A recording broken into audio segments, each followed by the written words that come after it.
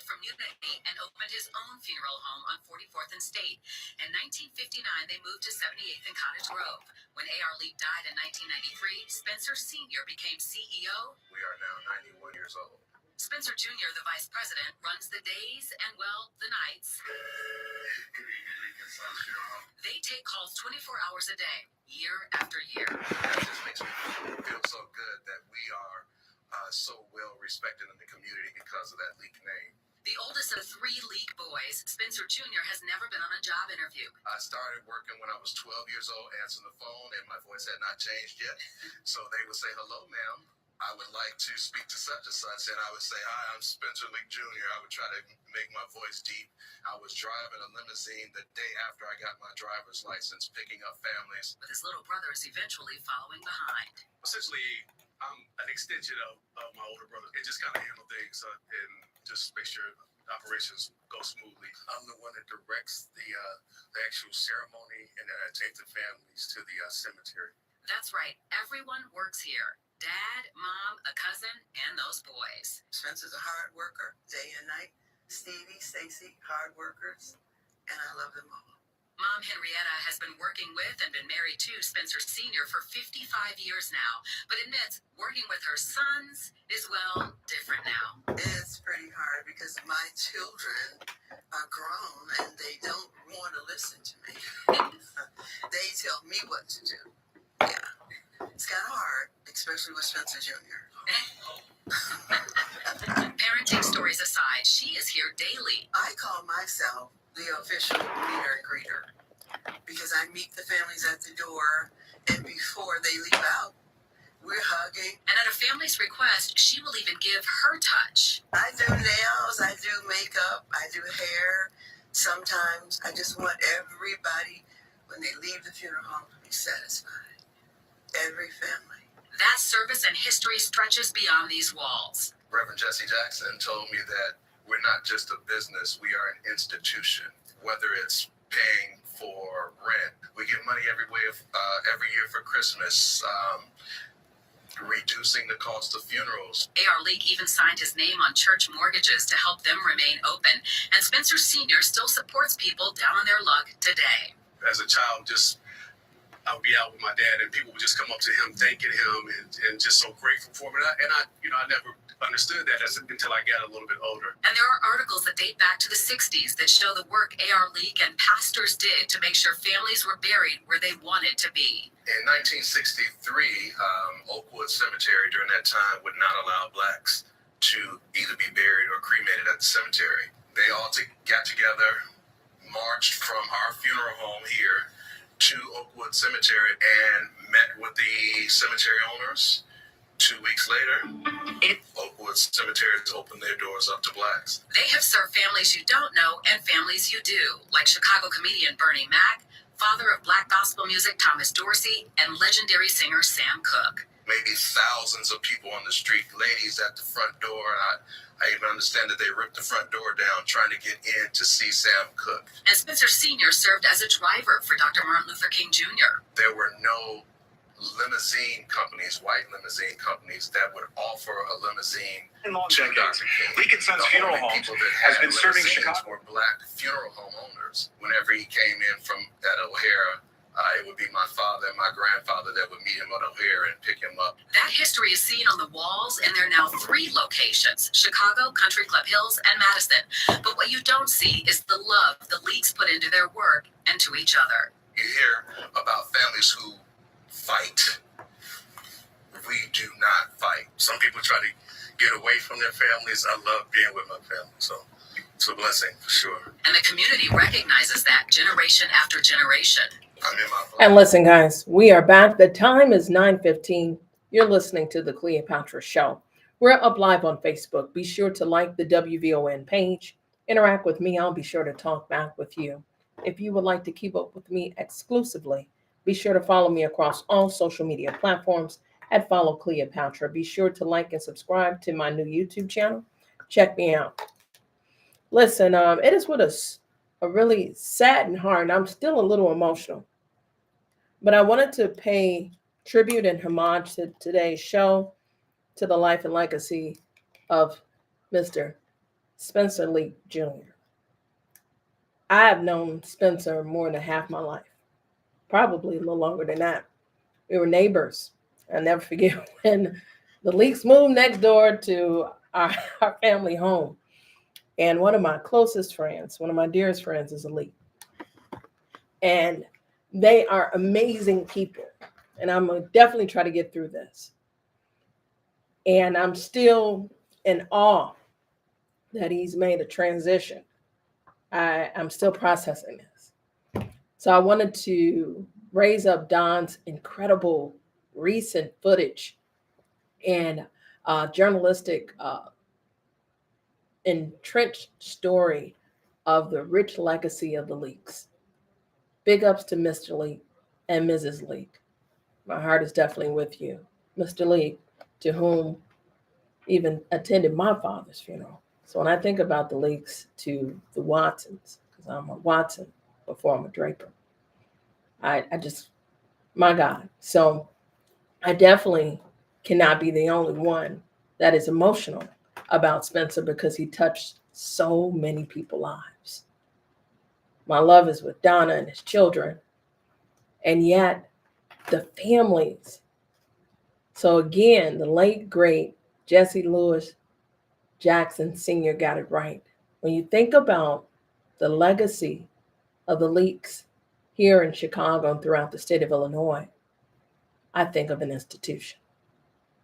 I agree with Reverend Jackson. And to hear Spencer's voice makes me so emotional.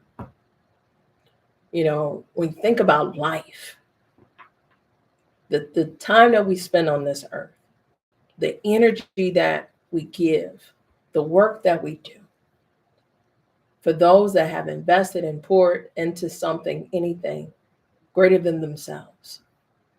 You know, Spencer epitomized that.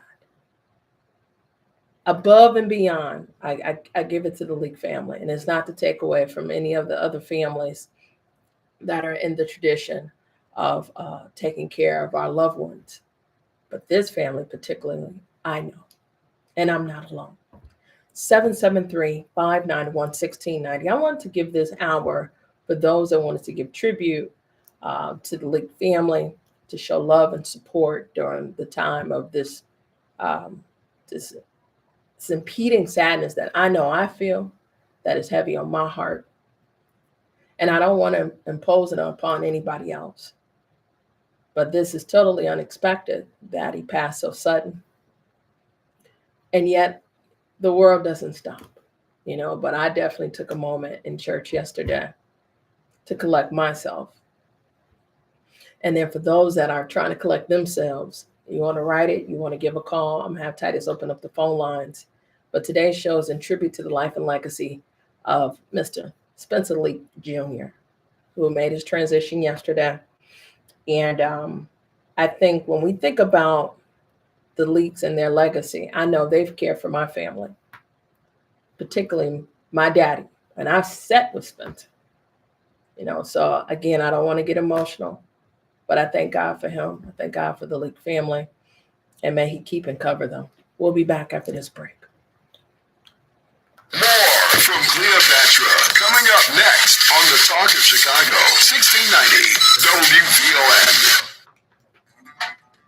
Hey, it's Matt McGill, and the countdown is on to the largest blues festival in America, the Chicago Blues Fest in Millennium Park, Friday, June 5th through the 7th. We're celebrating 55 years of Alligator Records with tributes to Coco Taylor, Lonnie Brooks, Hound Dog Taylor, and Chris Stone Kingfish Ingram. We're celebrating Chicago-style blues with Chicago's own living legend, Billy Branch, Kenny Neal, and Ronnie Baker Brooks. And we'll close out the weekend with a special tribute to Women in Blues, featuring Lynn Jordan and the Shivers, and an outstanding performance by the legendary Taj Mahal and the Phantom Blues Band. While you're there, stop by WVON's Juke Joint and meet your favorite WVON personalities. It's 3 days of good blues in Millennium Park. For more info, visit WVON.com/events. Brought to you by Mayor Brandon Johnson and D-Case. It's Matt McGill. I'm not the heir of billions of dollars. I'm a working class brother that was teaching middle school a handful of years ago. The real struggle that I experienced, the governor and I had different upbringing. He doesn't know what it's like to open up a refrigerator, ain't no food in it. And so my motivation to make sure that a corporation keeps jobs in Chicago is so that families don't have to struggle like my family did. And so, yes, that's going to come across at times probably a little bit more provocative, because what's at stake for him is what's at stake for me. It's just not. Weekdays at noon on the Talk of Chicago, 1690 WVON. Catch Reverend Al Sharpton online at WVON.com or on the WVON app. Just click the Al Sharpton banner. Tune in every day at 12 noon for your daily dose. And if you miss it, catch the overnight replay from midnight to 3 a.m. We're keeping it real with Al Sharpton on WVON 1690. Reverend Al told you personally, keep it real. Keep it real. Keep it real. WVON, traffic and weather now. Not bad along the Ryan at all. Right now, you're moving along at the fastest speed as you make your way from 95th Street to downtown and back again. Both the Bishop Ford and Tuskegee Airmen Memorial remain pretty quiet today. As you make your way along DuSable Lakeshore Drive, that trip from 67th Street to Jackson, now 16 minutes. We're seeing some minor stop-and-go traffic right around Roosevelt Road. That's mainly due to a stoplight delay. As you make your way along the Stevenson, still that 46-minute trip in from I-355 to DuSable Drive, outbound 40. The Eisenhower, no major changes there. 50 from Thorndale to the Burns Circle, 40 traveling out. The Kennedy shaping up, though. We're looking at 35 minutes in from O'Hare to downtown, getting to the airport down to a 30-minute trip. Taking a look at our weather on the cloudier side today and cooler but mild. The National Weather Service says we're headed to a daytime high of around 70 degrees. Tonight, 53. Right now, we're up to 61 degrees at Midway. It's 61 in Thornton Township and 61 here at the Talk of Chicago. That's a look at traffic and weather now. I'm NF Lenoy on the Talk of Chicago, 1690 WVON.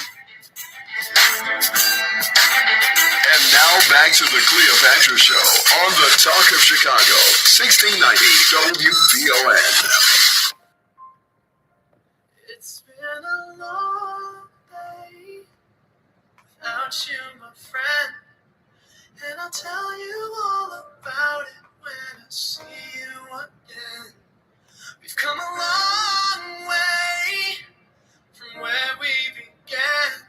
Oh, I'll tell you all about it when I see you again. When I see you again. And we are back. The time is 9:24. You're listening to the Cleopatra Show.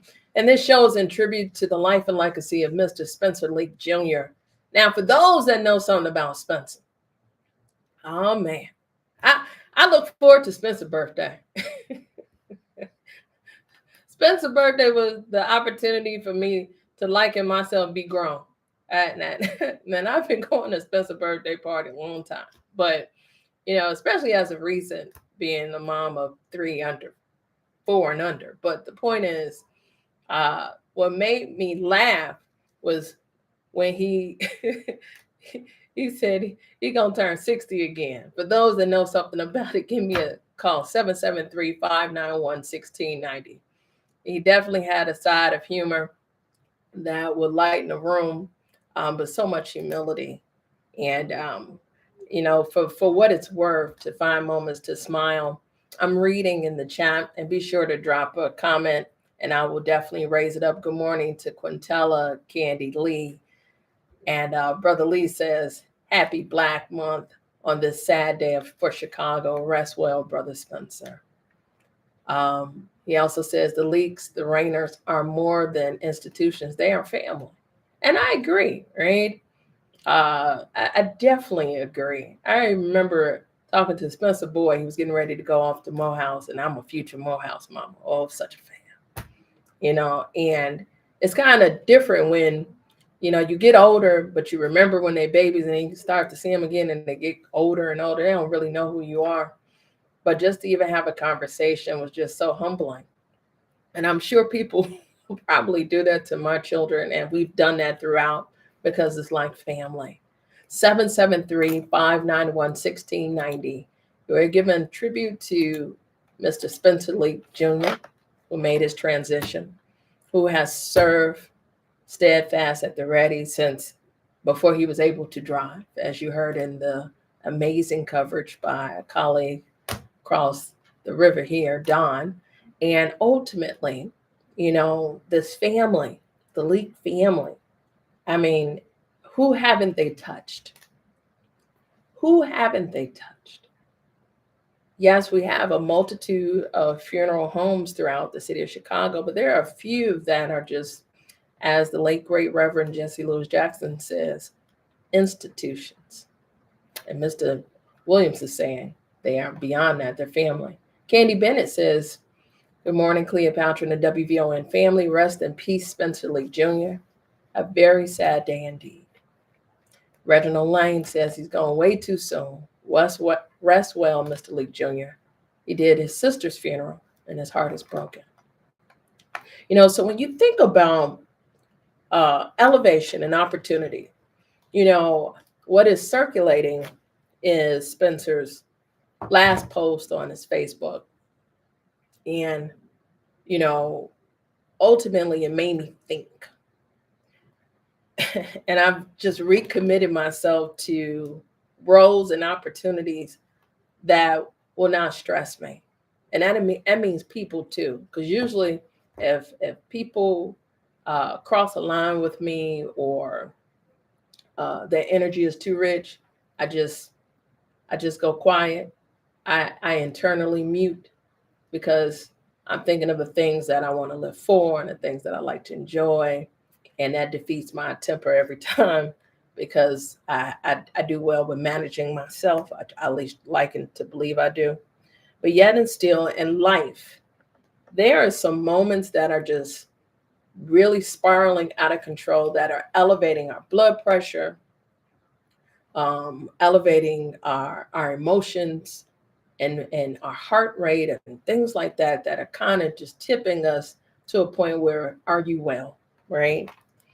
And it made me think. So today I'll definitely be discussing the life and legacy of Spencer, but the time we have on earth and what will you do better than what you did yesterday? Yesterday completely tilted my understanding. So I'm sitting in church, thank God for the sermon, Pastor Moss, and the baby's babying. And, I put my phone aside, so I'm not really in my phone, but I'm listening to the message. And the pastor is telling this amazing message about not only just living in the moment, but not worrying about tomorrow and the time thereafter. And he's telling this story about an interaction he had with his nephew, which was very intriguing for me. And I say this to say that it made me think about not only just living in the moment, but the time that I'm spending, right? And my investment. And my investment is rich, not just as a mom, but just the things that I love to do. So prior to me learning about Spencer, I was awaiting to hear from this wonderful presentation we had in church. And I say all that to say, from that moment to then, it was about a 2-hour span, my whole outlook completely evolved in terms of what will I do different from today, right? And I'm walking to work because I'm trying something different, right? So I'm walking to work and I'm looking at everybody and I'm just trying to gauge, are people happy, right? Are people living, or are we just day to day? And sometimes when I look on a national outlook of things, it's day to day. Locally is week to week, is month to month, and is Chicago be Chicago. So today's question is rooted in this. As we talk about death, I must talk about life because it's inevitable. And for those of us that are here on earth, especially here in Chicago, on a scale of 1 to 5, are you happy? And 5 being the happiest. As I looked at folks as I was walking into work, folks just look miserable. What is getting the best of you? And what are you willing to do different from today to tomorrow? Because tomorrow is definitely the gift. We'll be back after this break. Partly cloudy but mild day as temperatures top in the low 70s. Good morning. I'm in Illinois, and here's what's happening. Chicago is remembering Spencer Leak Jr., a pillar of the community, social advocate, and business leader. Spencer Leak Jr. died unexpectedly over the weekend. He was the vice president of Leak & Sons Funeral Homes, a third-generation business that has served the community for 45 years. Although Leak & Sons provide dignified services for historic figures such as singer Sam Cooke, and most recently, Spencer himself planned and led from start to finish services for civil rights icon Reverend Jesse Jackson Sr., who was like his godfather. Now, the Leaks have notably and consistently helped families that could not afford funeral services. Spencer Leak Jr. was a friend to WVON. WVON's presidents, Melody Span Cooper and Pierre Cooper, sent out acknowledgments of his passing corporate-wide and says they will provide details of his services as soon as they are released. The Leak family remembers Spencer as a beloved husband to his devoted wife, Donna, of 25 years, a father, a son, and brother. He was 56 years old. Well, it seemed murky over the weekend, but lawmakers working through the midnight deadline passed Governor Pritzker's $55.9 billion budget in the wee hours this morning. It raises lawmakers' pay and temporarily suspends Illinois' upcoming gas tax. Rideshare drivers in Illinois will be able to form a labor union. Now, that bill passed in both the Illinois House and Senate overnight and will allow Uber and Lyft drivers the right to collectively bargain for better pay and work standards. Governor Pritzker is passing new legislation aimed at keeping patient medical records related to abortion care in Illinois private. Also, state lawmakers signed off on Pritzker's proposed cell phone ban in Illinois classrooms. It will require all school districts and charter schools in Illinois to limit students' use of wireless devices on school grounds during day hours. Pritzker says that he looks forward to signing the legislation into law. Meanwhile, the issue over a new stadium for the Chicago Bears is still unresolved.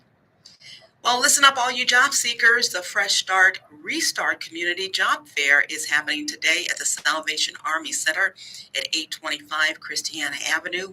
Now, this job fair is designed to help people facing employment barriers, such as people who are dealing with issues involving the criminal justice system or who has several gaps in their work history. It starts at 10:30 this morning and ends at 2:30. Of course, it's free. That's a look at our news now on 1690 WVON. Traffic and weather up next. WVON News Time, 9:33. Maria Pappas with Black Houses Matter. We're up to way over 400 million here. Yeah, giving money back. How about that? People in Bellwood got 10 million, Broadview 6 million, Burnham 3 million, South Holland 17 million. The city of Chicago's up to $190 million that we have given back to African Americans. Who does that? Nobody does that but WVON. Cook County Treasurer Maria Pappas with Black Houses Matter. Monday mornings at 11:30 a.m. on the Talk of Chicago, 1690 WVON.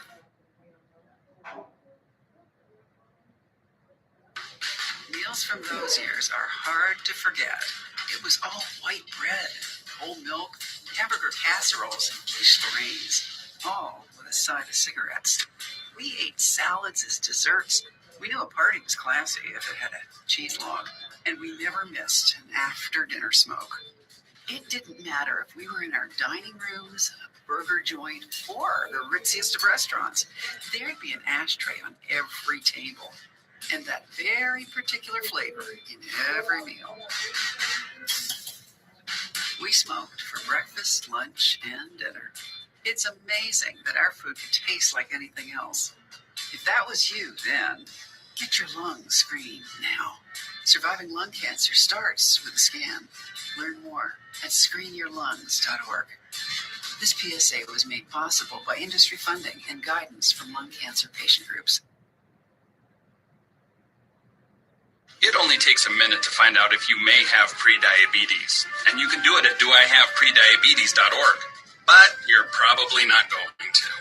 Nope. I'm sure you've got a perfectly good excuse. Kids, work. I get it. You're busy. So what better time than now? Let's begin. Raise one finger if you're a man. Ladies, none yet. Oh, count in your head if you're driving. Now, 3 more fingers for everyone over 60, 2 over 50, 1 over 40, One more if you're not physically active. Another finger if anyone in your family has type 2 diabetes. Another if you've got high blood pressure. If you're overweight, raise another finger. 2 if you're very overweight. And 3 if you're really overweight. You've just taken the world's first audio pre-diabetes test. And if you're holding up 5 or more fingers, visit doihaveprediabetes.org or talk to your doctor. There's no excuse because pre-diabetes can be reversed. Brought to you by the Ad Council and its pre-diabetes awareness partners. This report is brought to you by ComEd, powering lives. Here's a great savings idea. Did you know you've got the power to manage your energy? Yep, from usage alerts to energy-saving programs and more. ComEd has all kinds of ideas to help you gain control over your energy-saving costs. Find out more at ComEd.com/energy savings. WVON traffic and weather now. It was great for a while, but the inbound Ryan just bumped up to 25 minutes in from 95th Street to downtown. You want to factor in a disabled vehicle is blocking the left lane right there at Canal Port. Traffic now backed up to 51st Street. The Bishop Ford Tuskegee Airmen Memorial, both still light in both directions. DuSable Lakeshore Drive shaping up nicely, no problems or delays to report there. If you're on the Stevenson, you're looking at 46 minutes in from I-355 to DuSable Drive, 36 traveling out. The Eisenhower in from Thorndale to the Burns Circle, 50 minutes outbound, no problems or delays. And the Kennedy, a big improvement, a 30-minute trip in from O'Hare to downtown, still looking at about 30 minutes to the airport. Taking a look at our weather on the cloudier and mild side today. The National Weather Service says we're going to top out in the low 70s tonight, going down to 53. We're up to 61 still at O'Hare, is 61 in Ashburn, and 61 degrees here at the Talk of Chicago. That's a look at traffic and weather now. I'm Anna Flurnoy on the Talk of Chicago, 1690 WVON.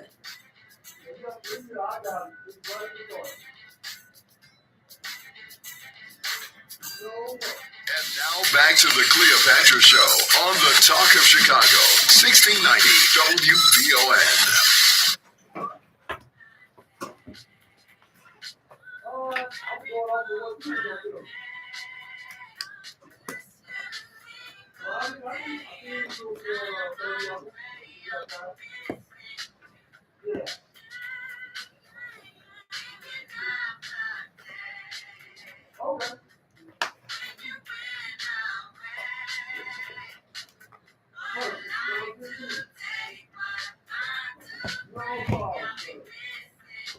And we are back. You're listening to the Cleopatra Show. The time is 9:38. And yes, the show is in tribute to the life and legacy of Mr. Spencer Leak Jr. I mean, when you think about a husband, father, son, brother, businessman, mentor, community leader, for me, neighbor and friend, whose impact has been felt across the board. I'll go down my timeline. Folks have even dedicated their profile picture to Spencer. You know, the impact will surely be felt. Again, my heart is with the entire Leak family. I see you all in the chat. I'll definitely be reading the comments and more. You know, much prayers and support and uplift to the Leak family. Terry Bishop, my colleague, said he will be missed, and he surely will. And I've asked the question, sometimes in another life, I liken myself to be the statistician, right? So when you all hear me say, I'm going to get my Black girl Kornacki on, that's the political operative side of my brain that loves to crunch numbers, look at data trends, so on and so forth. Empirical data, quantitative data, right? So qualitative side of me this morning began to observe.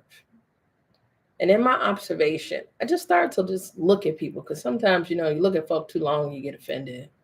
So I try to sometimes not look too long, right? But I just glanced at the faces of people as I was mentally preparing for how heavy today's show would be. And I just did not see folk happy. Now, it could be because it was early in the morning, right? But some folks are morning people, some people aren't. But the vast majority just did not look, nor did I feel like, man, they just got it together. They happy, right? And it made me put together today's question, because although today's topic is very heavy, because when you start talking about the life and legacy, inevitably we're talking about death, the transition, can't stay forever. And the calculus is unbeknownst to any of us. So on a scale of 1 to 5, 5 being the happiest, how happy are you living in Chicago or the Chicagoland area? Because I equate that to some of the stressors, the triggers that we cope with when it comes to stress and high blood pressure, anxiety, and all of those moments that kind of lead us to begin to develop some ailments, right? And how it can be a decline from there, depending on how happy you are. Now I'm going to the phone lines because Keith would like to share his level of happy. Keith, welcome to the Cleopatra Show. Good morning, Mrs. Cleopatra Draper. Thank you and your team for this forum and giving us a chance to speak in it. I hope I answered the question that you asked, but this is the first thing I thought. Respect to the Leak family and their built heritage. The business was very hospitable to me when our Doge excuse made the state of Illinois look into my mother's bank account to find that she had too much resource to receive the Medicare support she is getting in the nursing home. Thanks, President Bush. Vote better. What's the point? But you asked if I'm happy. On a scale of 1 to 5, 5 being the happiest. 4. 4, okay. I'm happy for my ability and capacity to live and not just exist, and then share that life with those around me as much as I can. Not as much as the leaks, but as much as God's given me the ability to share. So I praise God for the mercy and grace He's given us to live and not just exist. I hope that answers your question. No, it does. I mean, that's great. I appreciate that. You had a 4. Good call. I mean, for those that know something about it, I'll give my answer once we're done with our next guest, who has been patiently waiting. Robert C. Jones, Reverend Jones is listening. He says, good man, gone too soon. Condolences to you and prayers. Thank you so much for that. Listen, guys, I'm going to make a quick pivot because we thought that this was important. You know, when you think about late night work, do you think about Illinois legislators? And some would say no. And the reason being is because, you know, they serve between the work hours and so on and so forth, unless it's budget season. And thousands of folks took to Springfield to demand a lot from legislators in a multitude of ways. And yet this new $55.9 billion budget passed, but it's absent something.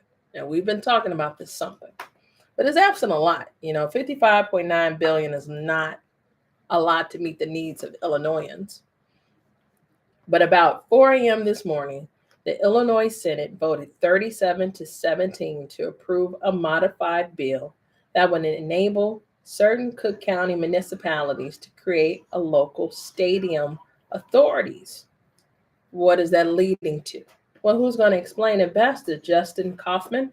He's with Axios, and he's holding tight to hang out with us.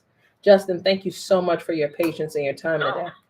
Please, thank you very much for having me on this sad morning. I appreciate the invite. Absolutely, and I appreciate the time together. So, listen, $55.9 billion, as big as that sounds, is not enough for Illinoisans.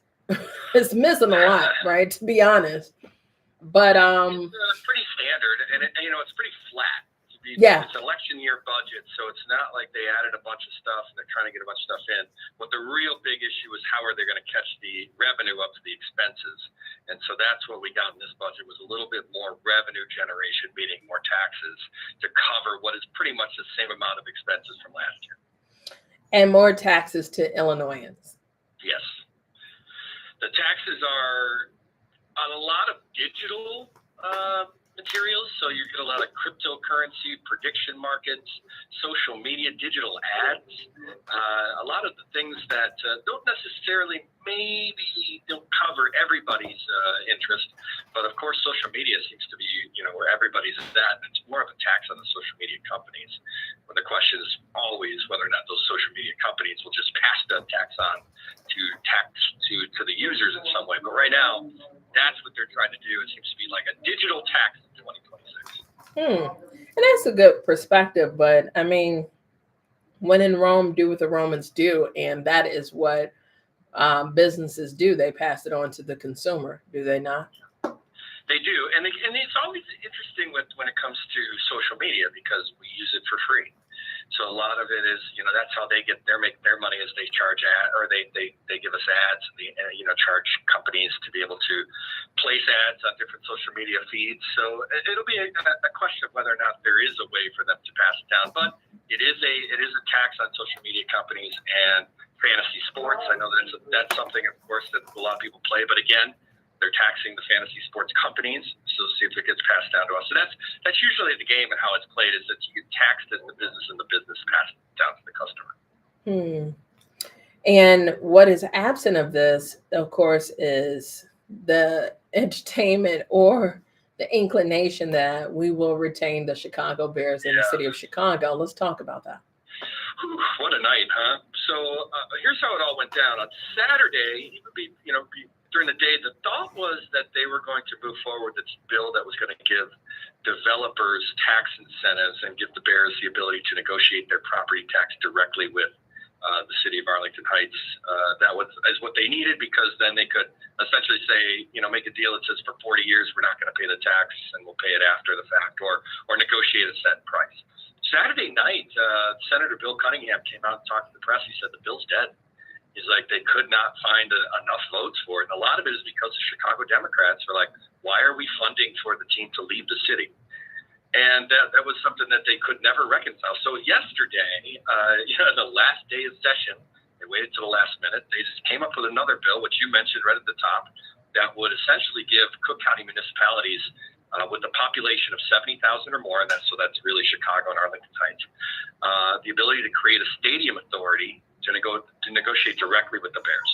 So what that means is that you would essentially, the Bears would be able to pay privately for the stadium, to build a stadium, and then they would lease it back to that municipality and then pay zero property tax because it would be a publicly owned stadium.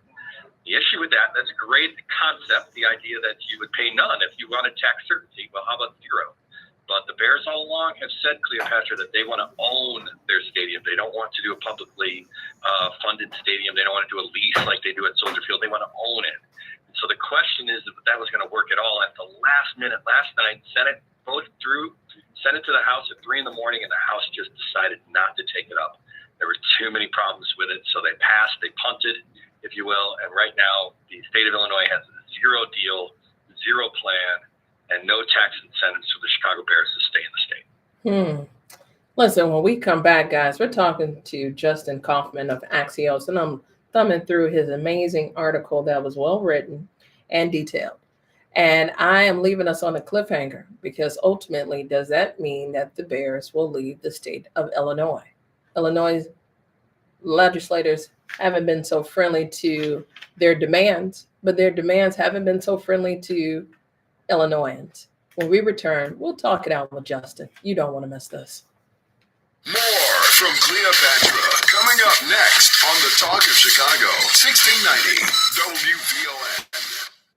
Tuned in to your favorite WVON personalities on Facebook Live? Don't just watch. Like it, love it, share it. Every click helps us grow the conversation and keep the community strong. So remember, like it, love it, share it, Chicago.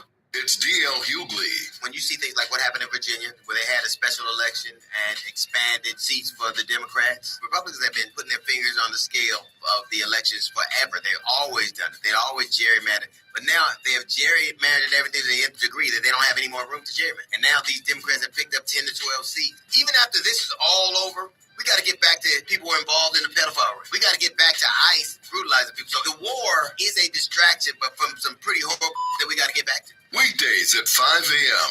on the Talk of Chicago, 1690 WVON. Chicago officially has the worst traffic in the country. Get out of gridlock with Metro. With our 95% on-time rate, we eliminate the stress of driving and get you where you're going quickly, comfortably, and safely. Metro. Drive less, do more. That's the sound of the ComEd Energy Efficiency Program, saving you money and energy. With rebates on Energy Star appliances, so you can come back to a home full of savings. Discover more ways to save at ComEd.com/home savings. ComEd, powering lives. Why'd I go to the doctor? Working on the farm, my heart kept skipping a beat. I didn't think much of it, but my daughters made me get checked out. Turns out I have atrial fibrillation, which increases the risk of stroke about 5 times. Symptoms like irregular heartbeat, heart racing, chest pain, shortness of breath, fatigue, or lightheadedness can come and go. But if it's AFib, the risk of stroke remains. If you have symptoms, contact a doctor. I'm so glad I did. Visit NoTimeToWait.com. Sponsored by Bristol Myers Squibb and Pfizer. This is the story of the one. The one who keeps multiple buildings running smoothly day after day. Plumbing that flows, HVAC that hums, cleaning supplies that keep surfaces sparkling. That's why she counts on Grainger. With easy reordering online and 24/7 support, Grainger helps her keep the products she needs on hand. So shelves stay stocked and buildings stay ready. Call 1-800-GRAINGER, click Grainger.com, or just stop by. Grainger, for the ones who get it done. Hey Alexa, play WVON 1690 AM. Getting WVON 1690 AM station from iHeartRadio. Try it out for yourself. America is listening to WVON.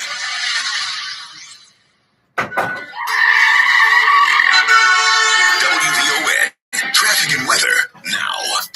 Still looking at that 25-minute trip along the Ryan from 95th Street into downtown. You want to keep in play that disabled vehicle blocking the left lane there at Canalport. It has traffic backed up to 51st Street. Still looking good along the Bishop Ford and Tuskegee Airmen Memorial. No major problems to report along DuSable Lakeshore Drive in either direction. Taking a look at our weather, a cloudy day in Chicago. Temperatures topping out in the low 70s. The National Weather Service says tonight we'll see somewhere around 53.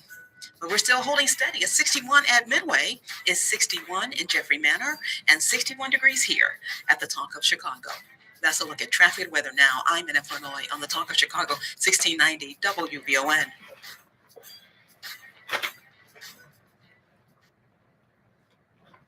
And now back to the Cleopatra Show on the Talk of Chicago, 1690 WVON.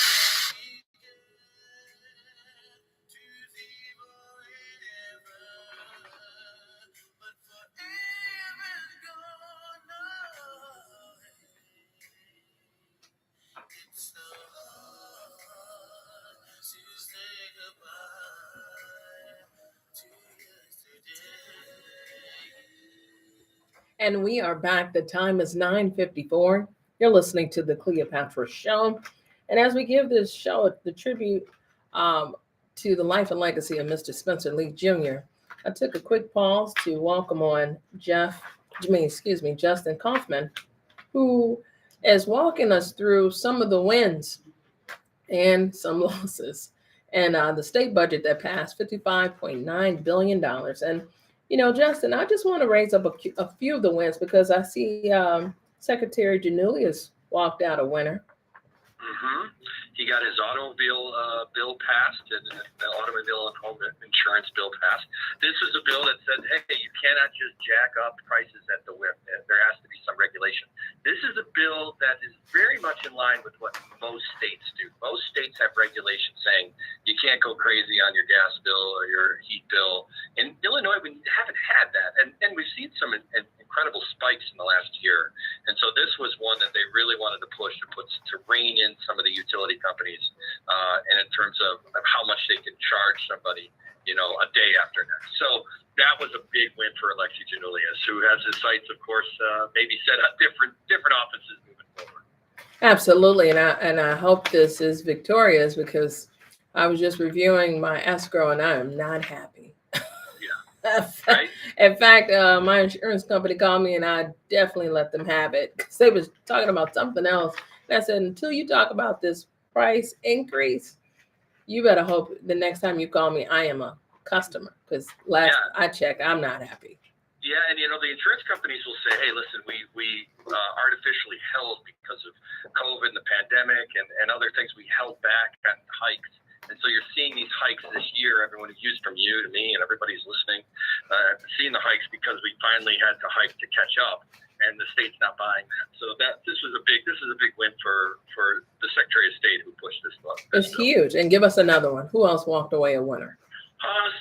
Governor Pritzker does walk away a winner because he asked for no cell phones in schools and he got it. So starting in 2027, so not this fall but the next, your children will not be able to use cell phones in schools. And that'll be something that there'll be some system where they lock them away. This is, again, a bill or a law that has been in place in many other states, not in Illinois. And so this will be one that the governor thinks is good for education, good for kids.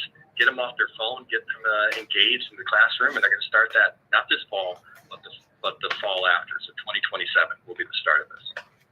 Well, that will also require the governor to invest in public schools with equity so that they have the manpower to at least handle a phone, let alone raise the performance of said children.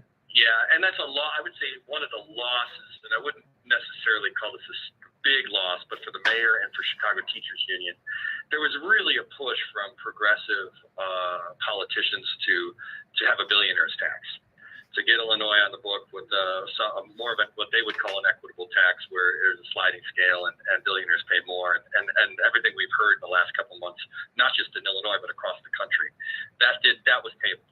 And so there isn't going to be a tax, a quote-unquote billionaire's tax in Illinois. And a lot of that was, as Stacey Davis Gates and the mayor, Brandon Johnson, had called for, saying that money was needed to as you just said, fund Chicago public schools, make sure that all schools were getting what they needed. So that wasn't passed. The formula for K through 9 was passed, but that is kind of the status quo what the state does usually with education funding.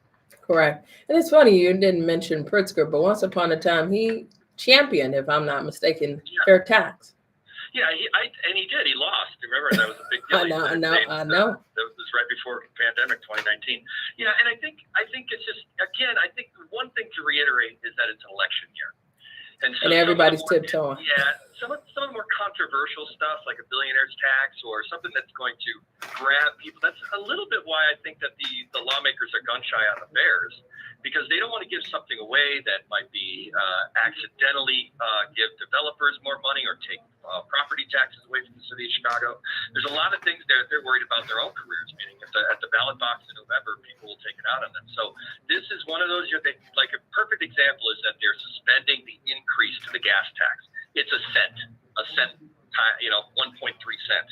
But that is, that's the kind of thing they want to show when it comes to the election, that they are trying to ease the. Yeah, but then you transferred the grocery tax to municipalities. Yeah, well, that is what they're doing right now. Cleopatra, right. I mean, I got it. That's it. They're saying, listen, we're going to try our best to take all these little funds we have, and we're going to, instead of them going directly to one thing, we're going to make them cover the butt. We do this at home, right? I mean, you're just passing the weight around, but that will essentially crush certain municipalities that are unable to sustain without that support. So listen, what's next for the Bears? I mean, I left us on a cliffhanger before we went to break, but I mean, if we can't get it right in the state of Illinois, Indiana will happily take it. But apparently their soil is too toxic in Hammond. So what would they do? Well, here's what the Bears, the NFL and the Chicago Bears have said that they needed a decision made at the beginning of the summer here. What's going to happen is that the governor, probably today, tomorrow, sometime this week, is going to have to make a decision on whether he wants to do a special session. This would call all the lawmakers back to Springfield and specifically deal with the Bears and any sort of tax incentive. He may do that. It's rare that he does that. He did it a couple of times in his tenure, but this would be something that they would have to do if they were serious about keeping him. Remember now, this is so important. This is also kind of a little bit of smoke and mirrors when you talk about a municipality to give a tax break for the stadium. That's fine, but the Bears are in this because they want to build Bears Town. They want to build all the hotels and the restaurants and the housing and entertainment districts around the stadium. That would not be a part of this. And so that's what the Bears were looking for. They're looking for, will you give us a tax break on, the Chicago Bears restaurant, the Chicago Bears hotel, the Chicago Bears, whatever they do, Blues Club, whatever it is outside of the new stadium. They're not getting anything from the state of Illinois on that. That'll be interesting. So I'm not sure that even if they pass the municipality thing, that the Bears were interested in it. And so it really comes down to whether or not the Bears want to take what could be similar in Hammond, but again, Cleopatra, they're not going to build Bearstown around in Hammond. You just mentioned the soil. It's also not as easy to get to for everybody. So it's like you're getting in this game of like, it's not really what the Bears are asking, but they're like, what about this shiny object? And I'm not sure at the end of the day that the Bears are going to jump at either of the proposals. I think the most interesting thing that came out was that lawmakers were trying to make a tax deal to keep the Bears in Chicago. And that will be interesting in the next couple of weeks to see if that even gets back on the table. Well, one thing about it, I look forward to your reporting. So I look forward to you coming back, because if that's the case, Governor Pritzker will owe Mayor Johnson an apology, because he definitely came for him with the juggler on that. So if the Bears stay in Chicago, I look forward to reporting on that apology. Thank you so much for stopping by the show. All right. Talk soon. Thanks, Cleopatra. Thank you. Appreciate it.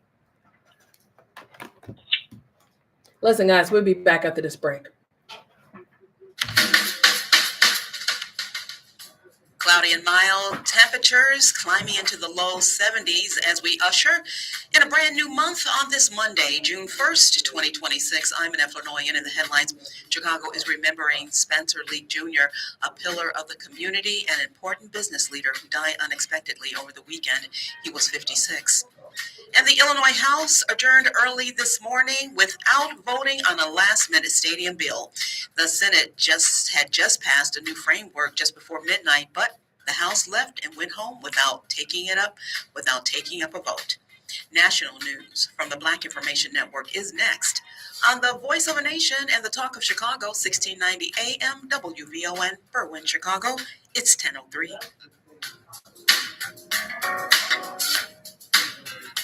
Staying active can lower stress, improve sleep, and boost heart health. Dance in the kitchen if you have to. Just keep moving. Your health, our community, we're WVON. Hey, I get these now. A clash over transgender athletes in high school sports in California. Republican frontrunner in the governor's race, Steve Hilton, spoke at a Save Girls sports rally. Gavin Newsom, you say you reject the insanity of biological boys and girls sports. Well, why don't you do something about it then? At the state track championships, A.B. Hernandez won 2 events as protests erupted outside. Officials say rules allow shared titles in such cases. A California judge has denied Bill Cosby's request for a new trial after a woman, Donna Matzinger, won nearly $60 million in a sexual battery lawsuit. The jury found Cosby liable, and the judge rejected efforts to overturn the verdict. And the grandmother of Juneteenth is releasing a new book ahead of the holiday. Activist Opal Lee's memoir, A Committee of One, How Faith Plus Action Equals a Purposeful Life, highlights her advocacy. Get BIN News now on demand 24/7 on the iHeartRadio app. Back to Terry McCready. A federal judge is agreeing to review President Trump's roughly $1.8 billion anti-weaponization fund after several former federal judges questioned its legitimacy. New Jersey's Black Senator Cory Booker on ABC's This Week sounding off about money that was established after Trump's lawsuit against the IRS over the leak of his tax returns. From taking public funds and doing whatever they want with no checks and balances, this president is giving us a master's class in our own democracy by tearing it down. This is ridiculous that a president should be able to appropriate money to himself, Congress's job, and then give it out to people who beat police officers on January 6th. So I'm going to be doing what I've been doing the last couple of weeks, which is reaching out to my Republican colleagues. I'm in good conversations right now about doing things in a bipartisan way. A U.S. district judge in Florida ordering Trump's lawyers to respond to the motion filed by 35 former federal judges who argued that Trump basically is both plaintiff and defendant in the case. The judges wrote the lawsuit is itself a fraud on the court. President Trump discussing a final determination on a memorandum to extend the ceasefire with Iran for 60 days. In a post on Truth Social, Trump said Iran must agree they will never have a nuclear weapon at the Strait of Hormuz, must be open immediately with no tolls. It gives President Trump something that he can call a win, but it's not the clean victory image that he was seeking, right? President Trump wanted to show that pressure forced Iran to back down. Former State Department senior advisor Nega Anga, Trump said any water mines would be destroyed by the U.S. military and noted the U.S. blockade of the strait will end. Trump said nuclear dust in Iran will be unearthed by the U.S. and destroyed. He said other items of far less importance have been agreed upon.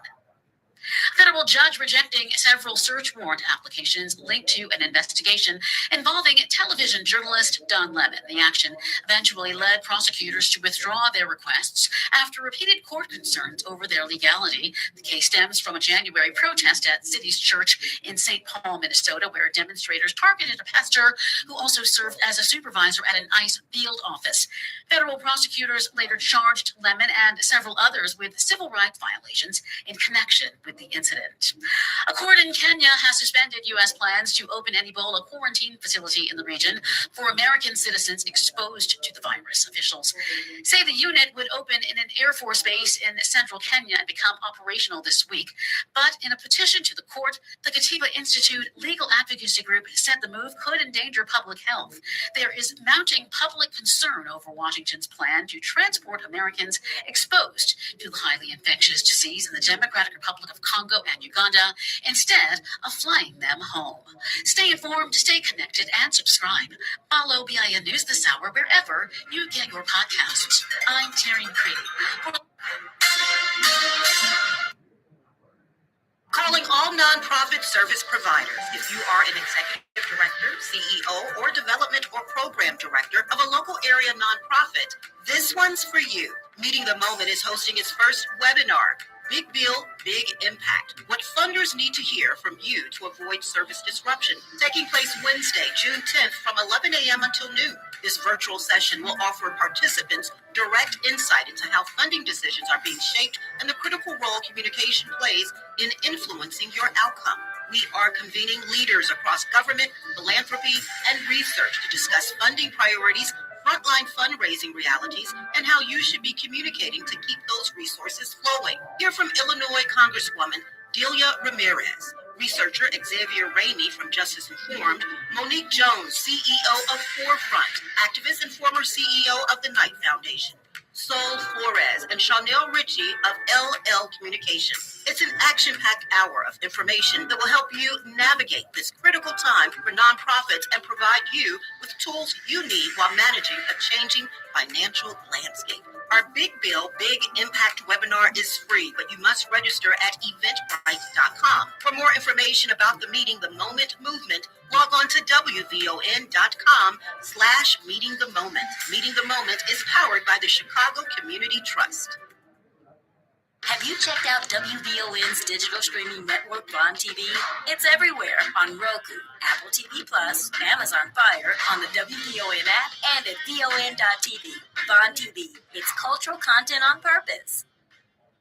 This is Kamini Khan, certified financial planner professional. For the past year, I've been on a mission to change lives and build wealth in our community. Together, we're changing the paradigm. This year, I'm back with a new series, Wealth Strategies, Money Talks.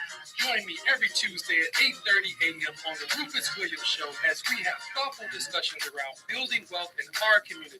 We'll discuss topics like investing, savings, tax strategies, retirement, and all things money. Yes, that's Tuesday at 8:30 a.m., so set those alarms.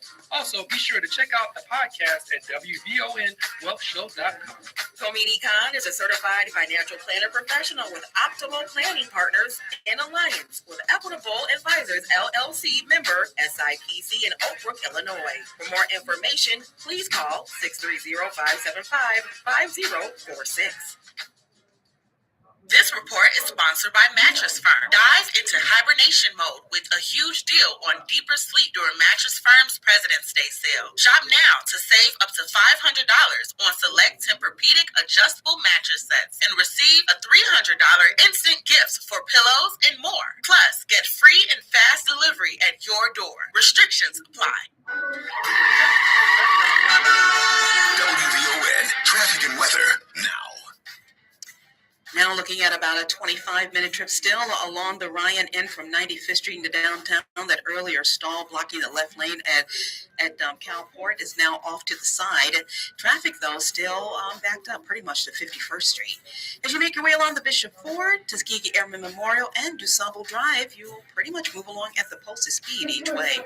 Taking a look at our weather, milder today and cloudier. The National Weather Service says we're going to top out somewhere right around 70 degrees tonight. You're looking at 53. Right now, we've gone in reverse. We're down to 60 at Midway, is 60 in Woodlawn, and 60 degrees here at the Talk of Chicago. That's a look at traffic and weather now. I'm in Illinois on the Talk of Chicago, 1690 WVON.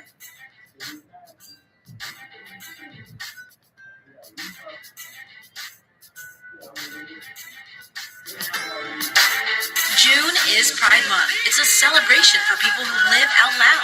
We are WVON. Live from the Xfinity Studios at WVON, it's the Cleopatra Show on Chicago's essential storyteller, 1690 WVON.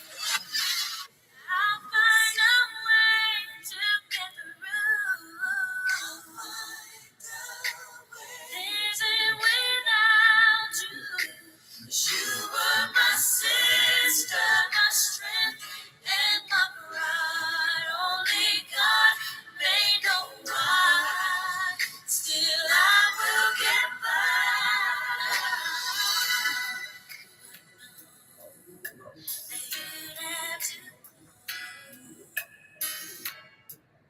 So suddenly, so fast. How could it be? Sweet memories would be all that we have made. Now that you're gone, everything go on. And we are back. The time is 10:12. You're listening to the Cleopatra Show. And ain't I'm bought some Tootsie Rolls in the studio. I have no business eating them. Like, absolutely none. So put that one down. Listen, guys. We're going to continue to talk about our Illinois lawmakers throughout the month. Because now that session is closed, will the governor have a special session? It does matter.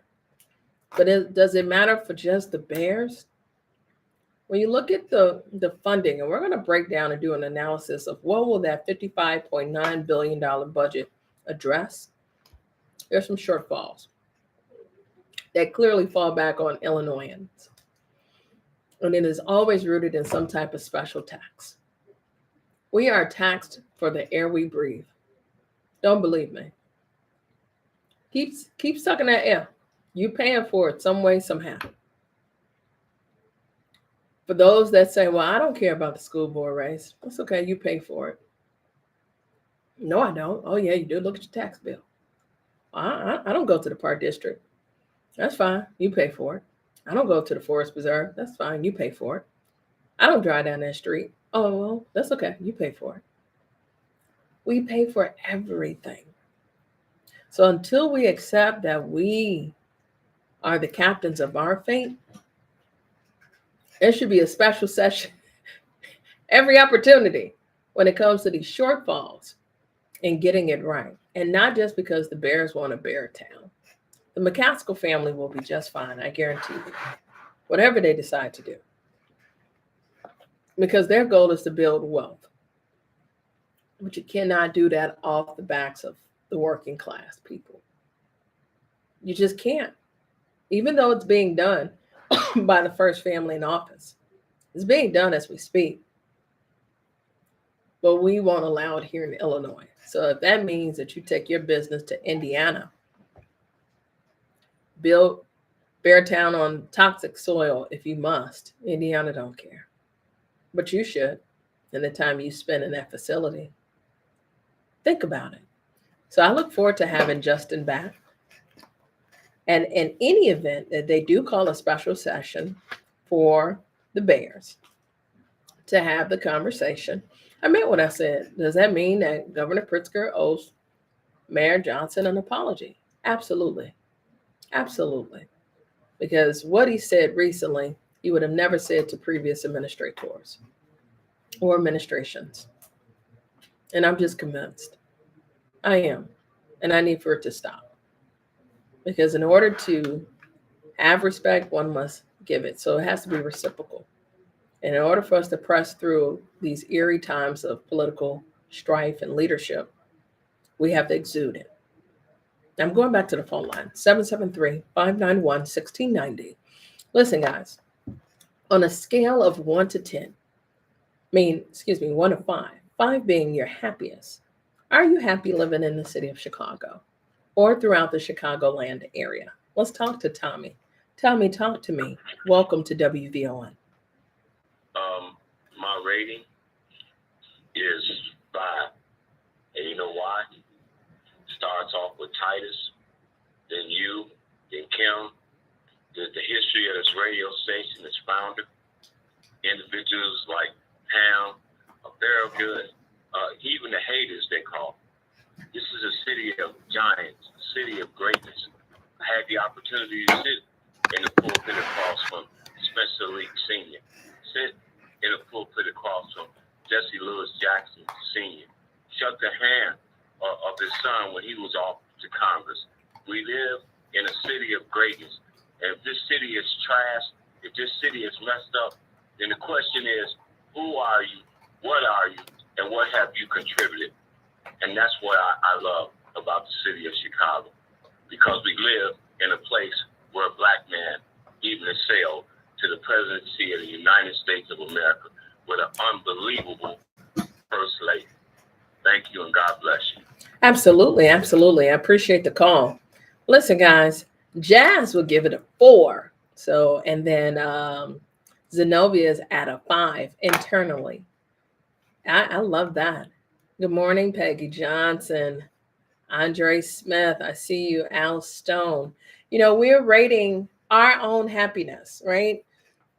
As I tribute this show to the life and legacy of Mr. Spencer Lee Jr., who made his transition very suddenly yesterday, I'm thinking about the inevitability of life and death, right? And for those of us that are living, are you truly living? And if so, are you at your happiest?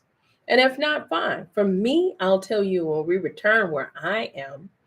And then meanwhile, back on the ranch, you know, we're going to talk about money. It is a manic Monday, and money talks, and you know what else walks. We'll be back after this break. More from Cleopatra coming up next on the Talk of Chicago, 1690 WVON. This is the story of the one who keeps multiple buildings running smoothly day after day. Plumbing that flows, HVAC that hums, cleaning supplies that keep surfaces sparkling.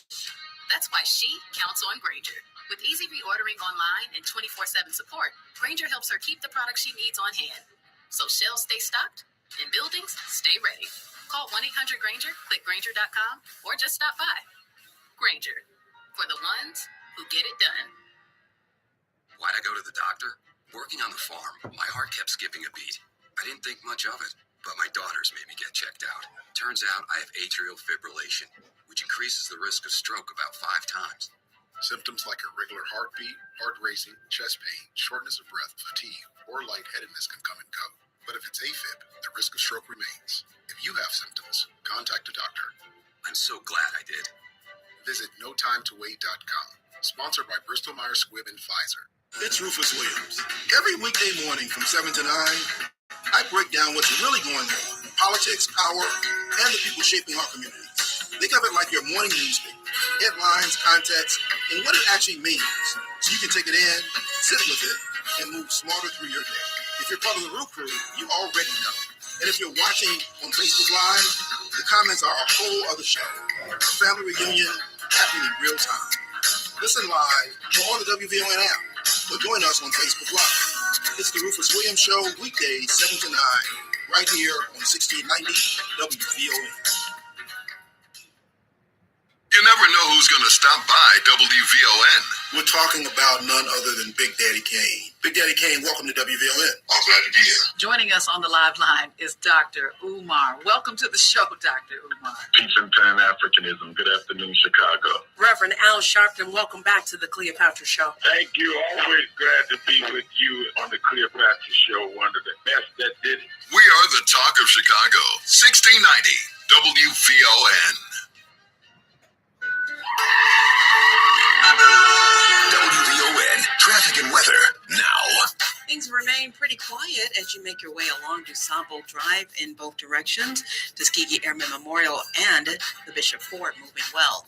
As you make your way along the Ryan, we are looking at about a 21-minute trip from 95th Street into downtown. Heavy right around 55th Street, then stop and go all the way to the Circle. Outbound, things are clear. Taking a look at our weather, on the cloudier side today and slightly cooler. Temperatures topping out in the low 70s. Really no changes in our temperatures for quite a while. We're still hovering in the 60s. We're looking at 60 degrees right now at Midway. It's 60 in Auburn Gresham and 60 degrees here at the Talk of Chicago. That's a look at traffic and weather now. I'm Annette Flurnoy on the Talk of Chicago, 1690 WVON.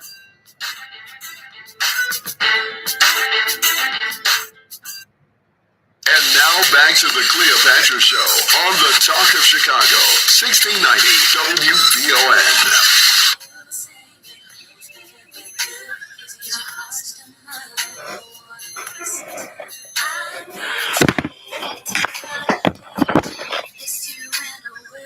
And we are back. The time is 10:22. You're listening to the Cleopatra Show. Fun fact, as I'm rocking in a Leah shirt, thank you so much, Titus. I'm a big Aaliyah fan. Who wrote this song? If you know it, give me a call, 773-591-1690, or drop it in the chat. Who wrote this song? Now, I'm going back to the question of the day. As we continue to raise up the life and legacy of Mr. Spencer Lee Jr., and for those that want to call and give a tribute or speak about his life, you are more than welcome to. I'm thinking about life and death, right? It's inevitable. It's a part of just our becoming, our whole alpha to omega, if you will. And as I think about that Kappa man as a Delta woman, I couldn't help but to do what I do, right? I began to put on my qualitative analysis hat as I was walking to work, and I wanted to just look at people, right? I'm not a people watcher, but I was just like, why does everybody not seem happy, right? Like, I just didn't feel it. And I was like, is it me? Is it this? Is it because I'm in this mood of just funk and grief and sadness and weird space? It's a Monday, it's manic. What is it, right? And I began to question, is it Chicago? Is it Chicagoland? I won't go so broad to the state of Illinois, but our reach is international, both national, as you all are listening to the show, but just specifically at home. So on the scale of 1 to 5, 5 being the happiest, where are you? For me, I'm at a 3, right? I'm not completely over the moon, rainbows and bunnies, right? I am when I'm with my children, but overall with the city, oh no, I'm not at all, right? I think a big part of my axe to grind is always the tale of two cities and just access and opportunity.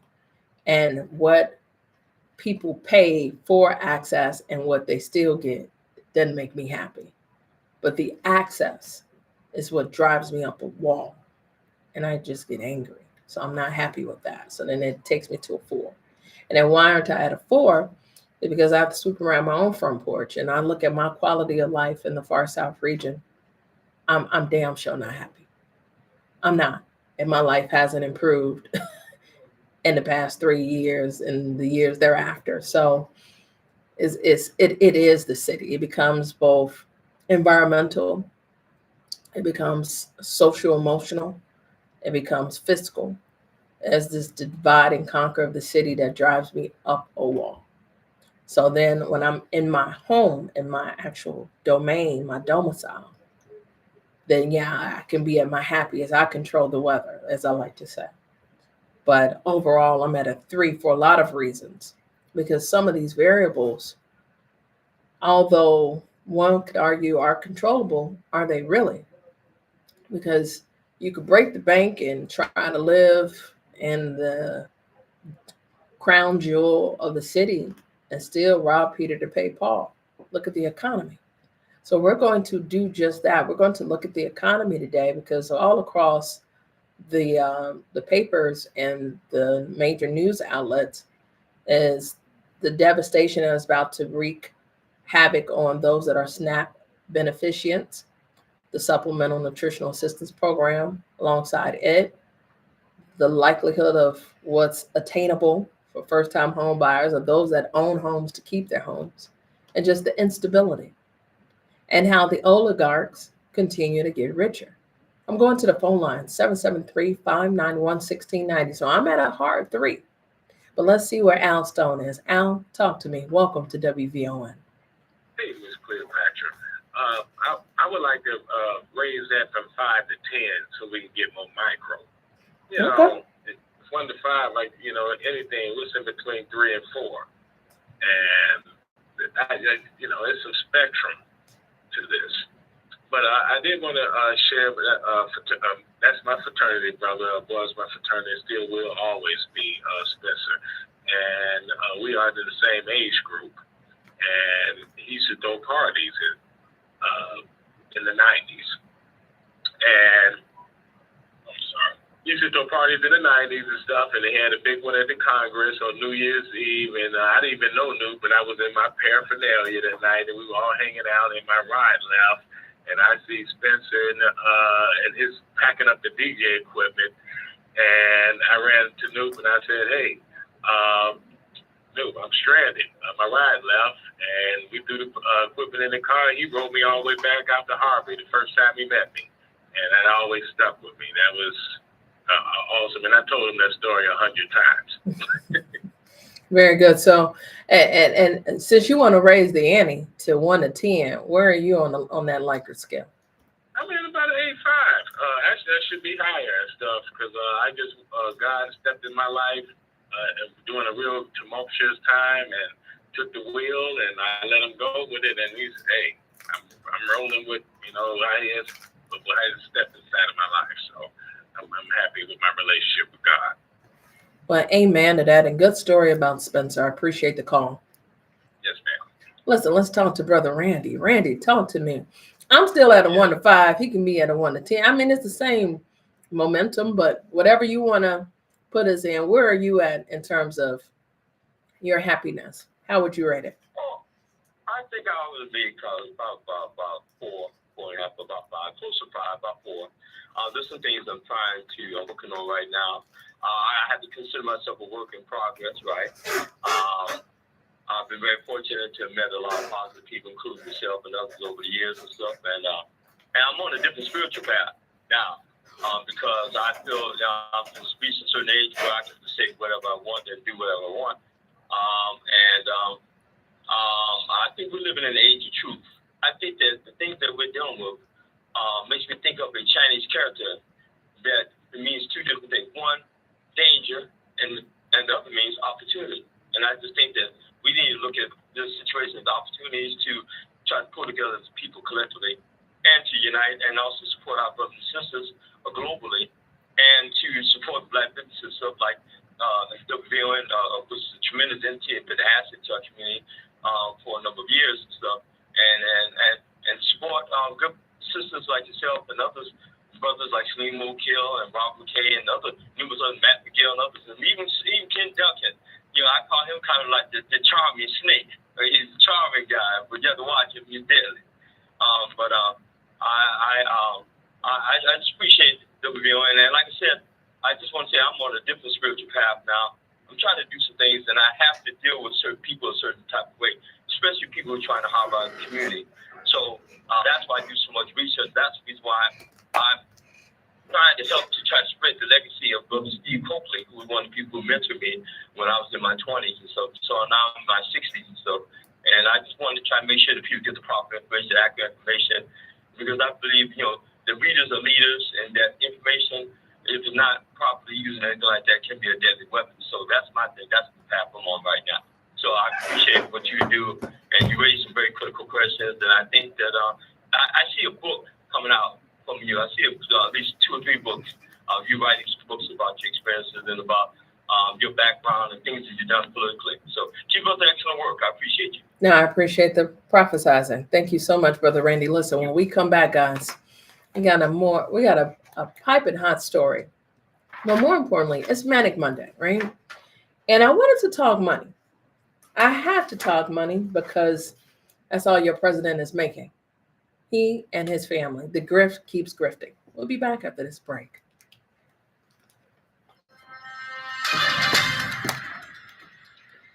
Cloudy and mild. Good morning. I'm in Illinois, and here's what's happening. The city is remembering Spencer Leak Jr., a longtime community advocate and Chicago business leader. Spencer Leak Jr. died over the weekend.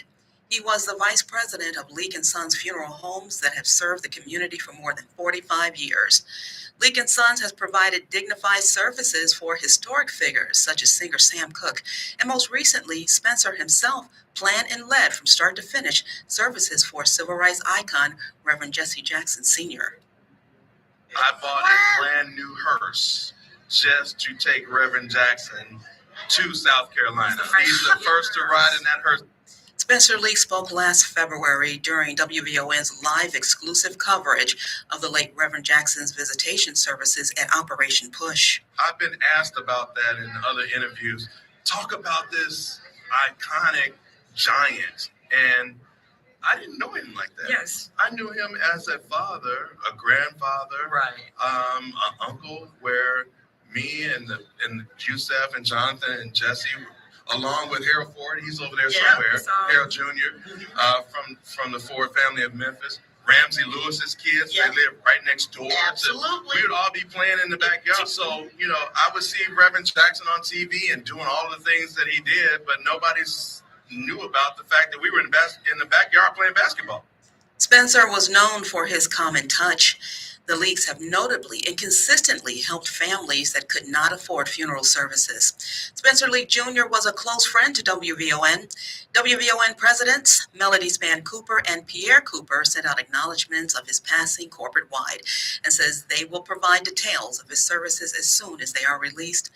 The Leak family remembers Spencer as a beloved husband to his beloved wife, Donna, of 25 years, a father, a son, and a brother. He was 56 years old. Well, Illinois lawmakers worked through the midnight deadline to pass Governor Pritzker's $55.9 billion budget in the wee hours of the morning. However, the Illinois House adjourned without voting on a last-minute stadium bill. The Senate passed a new framework just after midnight, but the House left and went home without taking it up as a vote. Now, some of the items that did make through: pay raises for lawmakers. Rideshare drivers in Illinois will be able to form a labor union. That bill passed in both the Illinois House and Senate overnight and will allow Uber and Lyft drivers the right to collectively bargain and so allowing them to negotiate for better pay and work standards.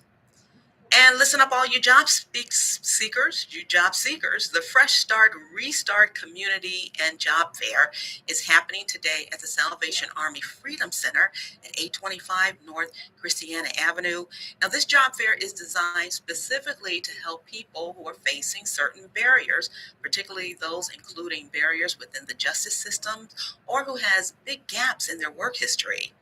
Now, it did start just now and ends at 2:30 this afternoon. Of course, this job fair is free. That's a look at our news now on 1690 WVON. Traffic and weather up next. WVON News Time, 10:34. Center. It's where history meets hope. In June, witness history being made. We're WVON.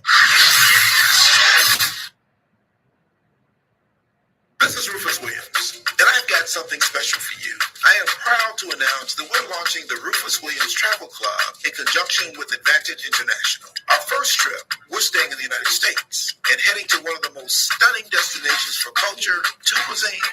Join us October 8th through 12th as we explore the charm, the beauty, and the history of Charleston, South Carolina. This isn't your typical getaway. We're walking through history and standing where our stories began. From the roots of Gullah Geechee culture to the International African American Museum, from cobblestone streets to waterfront views. This is more than a trip. It's a cultural vibe. To find out more, visit WVON.com and click the Rufus Williams Travel Club banner. And keep listening for more details. The Rufus Williams Travel Club will turn curiosity into understanding, one destination at a time. We are WVON. Hi, I'm Tavis Smiley, inviting you to join me weekdays from 6 p.m. to 9 p.m. right here on WVON. I am bringing you a national perspective on all the happenings in the Black community and, of course, politics. It's talk radio for us, by us, and this is where America listens. It's Tavis Smiley, weekdays from 6 to 9 p.m. on the Talk of Chicago, 1690 WVON. Tune in every Wednesday night at 9 p.m. for Speak On It with Dr. Kofi Malik. You've seen him on cable TV. Now hear his spirited conversation on the Talk of Chicago. The question at hand is raising voices of the Negro. That plain and simple. Tune in every Wednesday night at 9 p.m. for Speak On It with Dr. Kofi Malik on the Talk of Chicago, 1690 WVON. This report is brought to you by Dell Technologies. Supercharge your studies during Dell Technologies Back to School event with an AI PCs starting at $749.99, like the Dell 14 Plus, featuring an Intel Core Ultra processor. Shop now at Dell.com/deals. WVON traffic and weather now. Looks like the inbound Ryan still holding on to that 21-minute trip from 95th Street to downtown. Getting to the Ryan along both the Bishop Ford and Tuskegee Airmen Memorial, you will move at the posted speed inbound as well as out. DuSable Lakeshore Drive, things are pretty quiet there. If you're on the Stevenson, you're looking at a 40-minute trip from I-355 to DuSable Drive, 36 traveling out. The Eisenhower now just shy of 50 minutes from Thorndale to the Burns Circle. That outbound trip just bumped up to 43 minutes. And the Kennedy, no major changes. A 30-minute trip in from O'Hare to downtown, getting to the airport, just about 30 minutes as well. Taking a look at our weather on the cloudier side today and mild. Temperatures topping out right around 70. Tonight, the National Weather Service says we'll see 53. Right now, still holding steady at 60 degrees at O'Hare. It's 60 in Ashburn and 60 degrees here at the Talk of Chicago. That's a look at traffic and weather now. I'm NF Illinois on the Talk of Chicago, 1690 WVON.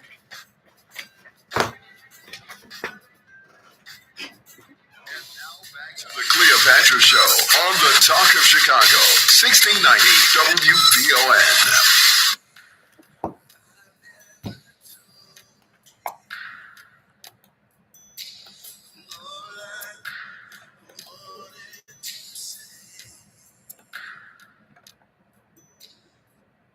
President Trump faces new corruption allegations as companies that he invests in and promotes land major government contracts. Trump's federal disclosure form shows that the president invested in Dell Technologies several times in recent months, including in February, when he bought between $1 and $5 million in its stock.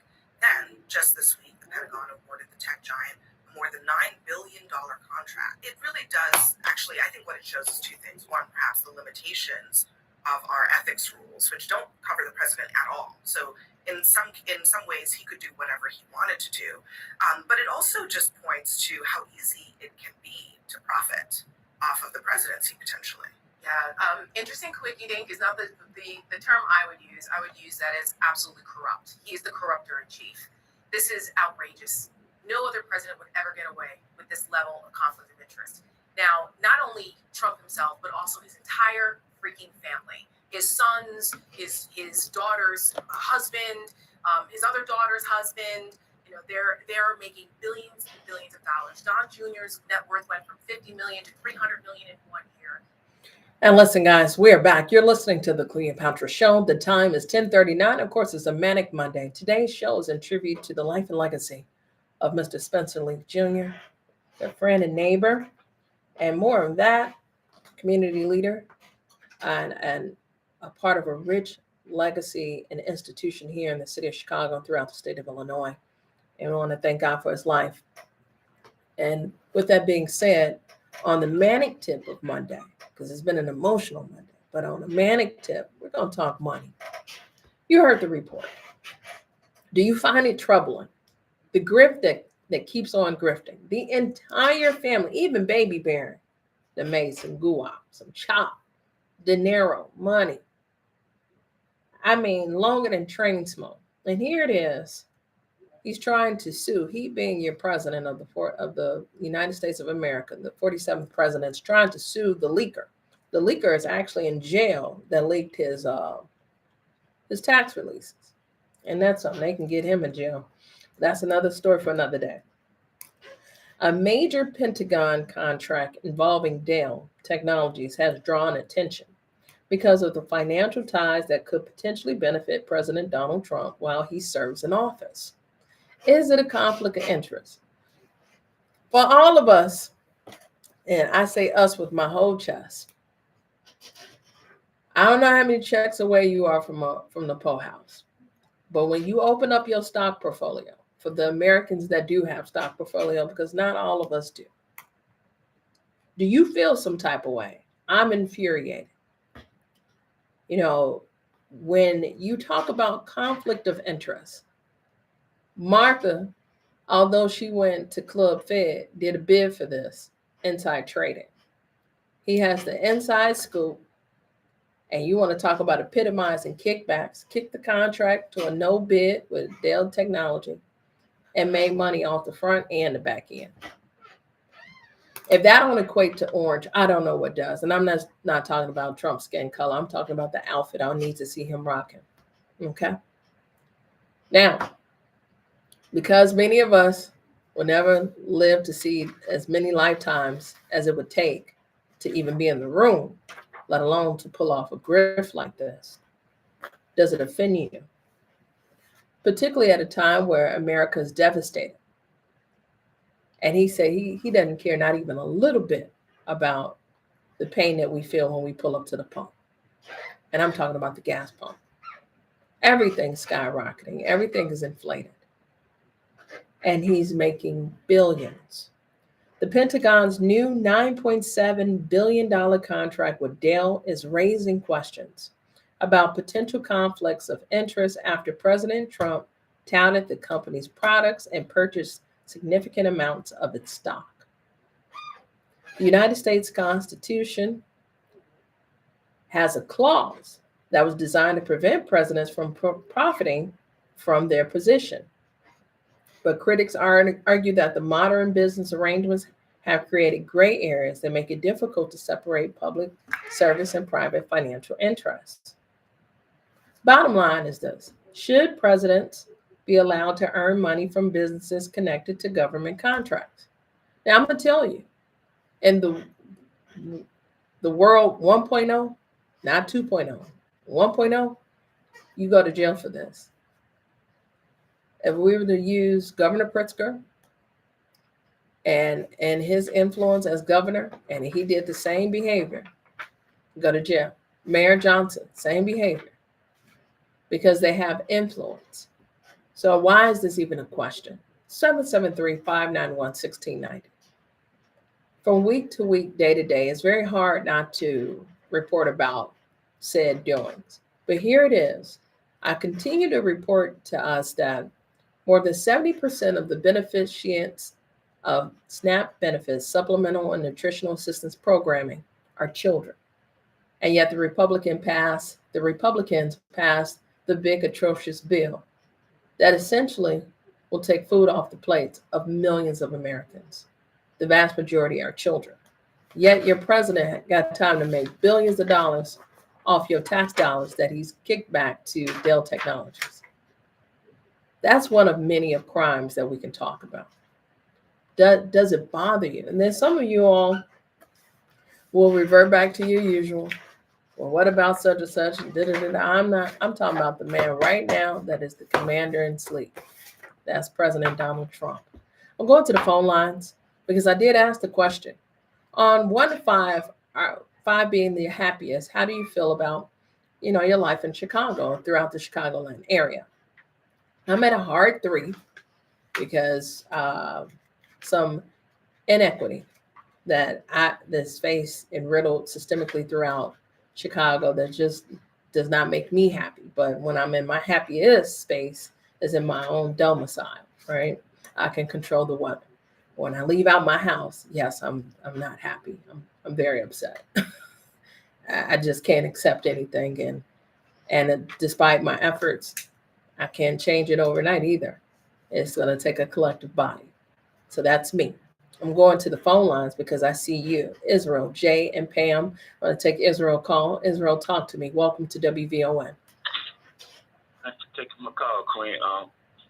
First, I want to mention something about Leak, give his respect, Leak Jr. Because I remember I brought Tamika, Mama, Tina to the table. And, they told us they ain't got no money and then they bury her. It's already a tragic situation. Him, I got out there, I took him over to Junior. You see, we got them. I mean, I never saw him turn nobody down.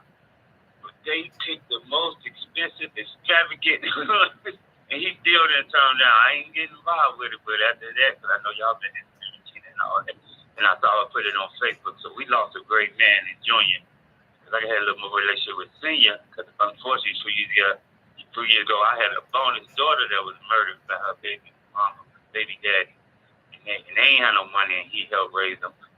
Helped bury them. So I just wanted to get them their shout out because that was tragic yesterday. As far as this 1 to 3 or 10, you talking about? Yeah, 1 to 5. For you, what are 5 being your happiest? Where are you?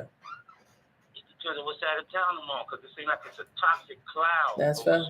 Oh yeah, that's fair. And my son even mentioned that one day, like you downtown, it'd be a 5. You on Expressway head toward Inglewood, you go down 4, 3, 2, 1. Like, what's wrong with Chicago? I think it's just a toxic cloud over the rack. No, I actually appreciate that perspective because it depends for me too. Like, so for example, it's very rare I go up north, but by the time I get closer, I get angry. I get an attitude. Then I get angry. Right? And then when I'm there, I be like, oh, for a moment, I'm cool.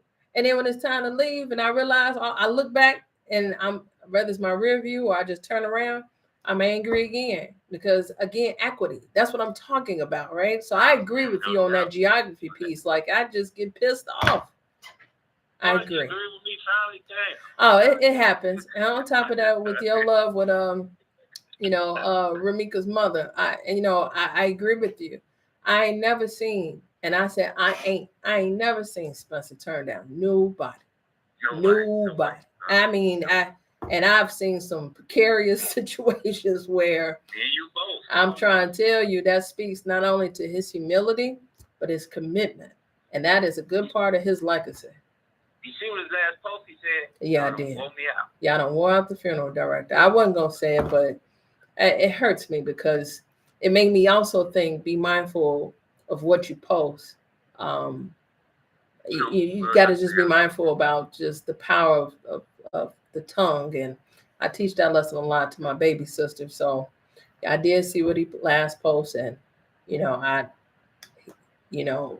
said what he said, and here we are. I got a call yesterday. Somebody needed to the family, like said, man, the league just passed away 20 just dropped 25 minutes ago. We like, see, Joe, yeah, everybody was doing that. I'm guilty of it too, right? Because it's not that I wish that on Mr. Lee by no means, but it just was kind of hard to process Junior. So I just, again, my heart is with the family. Excellent call, Israel. I thank you for listening. Listen, guys, when we come back, Jay, Pam, I see you on the live line, and Israel broke it down. It's a geography thing for me too, right? And he said the shorty's explaining like a cloud, and I would like to agree. There are certain components and elements of the city where my spirit changes, right? And it's instant. Does it happen to you? On a scale of 1 to 5, 5 being your happiest, how happy are you in the city of Chicago and throughout the Chicagoland area? We'll be back after this break. More from Cleopatra coming up next on the Talk of Chicago, 1690 WVON. Hey, it's Matt McGill, and the countdown is on to the largest blues festival in America, the Chicago Blues Fest in Millennium Park, Friday, June 5th through the 7th. We're celebrating 55 years of Alligator Records with tributes to Coco Taylor, Lonnie Brooks, Hound Dog Taylor, and Chris Stone Kingfish Ingram. we're celebrating Chicago-style blues with Chicago's own living legend, Billy Branch, Kenny Neal, and Ronnie Baker Brooks. And we'll close out the weekend with a special tribute to Women in Blues, featuring Lynn Jordan and the Shivers, and an outstanding performance by the legendary Taj Mahal and the Phantom Blues Band. While you're there, stop by WVON's Juke Joint and meet your favorite WVON personalities. It's 3 days of good blues in Millennium Park. For more info, visit WVON.com/events. Brought to you by Mayor Brandon Johnson and D-Case. At Capital One, we're the type of bank a tech company would build. We harness the power of technology, bring humanity to our work, and lead with innovation. Reimagining banking means we need brilliant and bold perspectives. That's where you come in. Ready to discover a game-changing career that'll challenge and inspire you?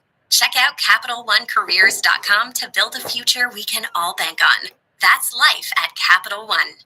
It's D.L. Hughley. When you see things like what happened in Virginia, where they had a special election and expanded seats for the Democrats, Republicans have been putting their fingers on the scale of the elections forever. They've always done it. They've always gerrymandered. But now they have gerrymandered everything to the nth degree that they don't have any more room to gerrymander. And now these Democrats have picked up 10 to 12 seats. Even after this is all over, we got to get back to people who are involved in the pedophile ring. We got to get back to ICE brutalizing people. So the war is a distraction, but from some pretty horrible that we got to get back to. Weekdays at 5 a.m. on the Talk of Chicago, 1690 WVON. Why'd I go to the doctor? Working on the farm, my heart kept skipping a beat. I didn't think much of it, but my daughters made me get checked out.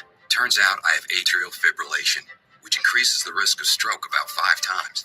Symptoms like irregular heartbeat, heart racing, chest pain, shortness of breath, fatigue, or lightheadedness can come and go. But if it's AFib, the risk of stroke remains. If you have symptoms, contact a doctor. I'm so glad I did. Visit NoTimeToWait.com. Sponsored by Bristol Myers Squibb and Pfizer. This is the story of the one who keeps multiple buildings running smoothly day after day. Plumbing that flows, HVAC that hums, cleaning supplies that keep surfaces sparkling. That's why she counts on Grainger. With easy reordering online and 24/7 support, Grainger helps her keep the products she needs on hand. Hey, Cleopatra, when do you want to do the ticket giveaway? Call 1-800-GRAINGER, click Grainger.com, or just stop by. Text me. I don't know what I'm doing. For the one. Okay, I got you. So, how many tickets am I getting? Same as last week, 2 of them. Oh, because last Friday was 3. Oh, yeah. It was 3 for special for Friday, but it's 2 today. Yep. So, you want me to do it now? You can. Okay, I'll do it now. Okay. It's opposite of that. And so I wouldn't take those moments away from him. If they have those moments where they can get grimy, let them have them. But if he wants more moments, like you guys say, all of your advice, cogent, relevant, all that, kudos to you guys. But let that man have that. It's the afternoon show, weekdays at 3 on the Talk of Chicago, 1690 WVON. WVON, traffic and weather. Not bad at all as you make your way along the inbound Ryan, a 19-minute trip from 95th Street into downtown. We're seeing just some minor delays in the express lane, slow from 43rd Street to the Stevenson Expressway.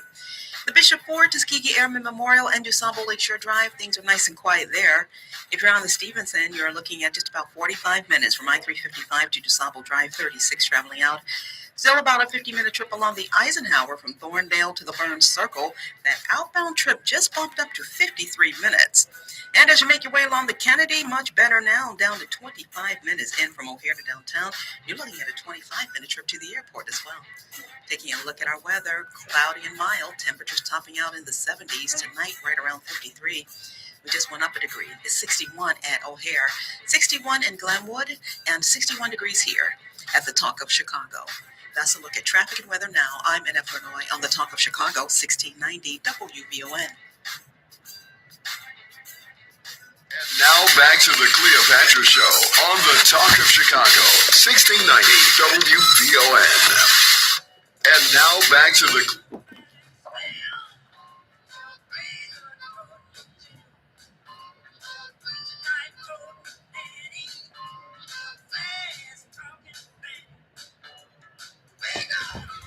And the time is 10:54, and you're listening to the Cleopatra Show, and it's a Manic Monday. And I am still trying to raise the spirits as we continue to give this show the the tribute and life of and legacy well lived of Mr. Spencer Lee Jr. Many of you are weighing in on the chat, giving us a call. And I just want to take a quick moment on this Manic Monday, give away some tickets. I do. I think it's spirit lifting as we are getting ready as a city to prepare for the Blues Festival. And you all are going to definitely come and hang out with us. I got a pair of tickets, but here's my only rule. You got to tell me a few things. I'm all in your business. I want to know what you're wearing, who you're bringing, and how you're feeling. WVON is your ticket to the Chicago Blues Festival, and I'm looking for the 5th caller. That's right, 5th. And I want you to give me a call at 773-591-1690. Win a pair of tickets for Friday, June 5th at Millennium Park, celebrating 75 years with Mr. Billy Branch, Mr. Kenny Neal, and Ronnie Baker Brooks. Keep listening for more chances to win. And it's brought to you by our mayor. That's right, your mayor, Mayor Brandon Johnson, and the Department of Cultural Affairs and Special Events, better known as DCASE. Give me my 5th winner. Meanwhile, I'm going to talk to Jay. Jay, talk to me. Welcome to WVON. Jay, are you there? Evening. Hey, Jay, how are you? I'm well. How are you? Good. Good. You asked about the stock market. Yes. Portfolios. Yes. I'm loving what's going on with this president because I'm up over 100% in less than a year, and I know someone else who's up 400%. So I think if you missed a boat on this, it's your own fault. It's your own fault because when the stock market went down, just because he said he was putting tariffs on all these other countries, that it went down for no reason. So if you say that you invest, then you knew that, and you should have been loading the boat. Even me myself, I should have bought more. But yeah, I'm loving it. I don't have an issue with someone, getting rich or. So you don't have an issue with conflict of interest? I don't have an issue with someone getting rich because. No, that's not what I asked. I said on every level. No. I made asked. a statement, and so I'm. Jay, I've been very polite. I've been very polite. So if you're gonna engage, cool. If not, I don't understand why we talking, brother. Because I just asked, do you have a question, a conflict of interest, right? So listen, for those of us that call, I'ma always do my best to engage you. But the level of respect, and I try not to take it because I'm a woman and all of that stuff. I'm a human being, first and foremost. If you cool with propertizing off of this moment, that's great. I mean, it's the American way from an economic standpoint, but fair is fair. So here it is being exposed that it is a conflict of interest, and it is inside trading, and it is double dipping, right? And to your point, your crumbs versus his wealth means what? He's built an immense amount of wealth, and you looking at the crumbs that you done hovered over here, and they done took the whole result, the whole amount and kept it for themselves. That's the oligarchs. So if we continue this way, the gap will only widen. So even as a portfolio holder, I am not okay with conflicts of interest because I'm rooted in integrity. And to be with integrity doesn't mean that I have to trade those off to build wealth. It's not an either or. It can be both. I can hold my integrity and I can build wealth on the market.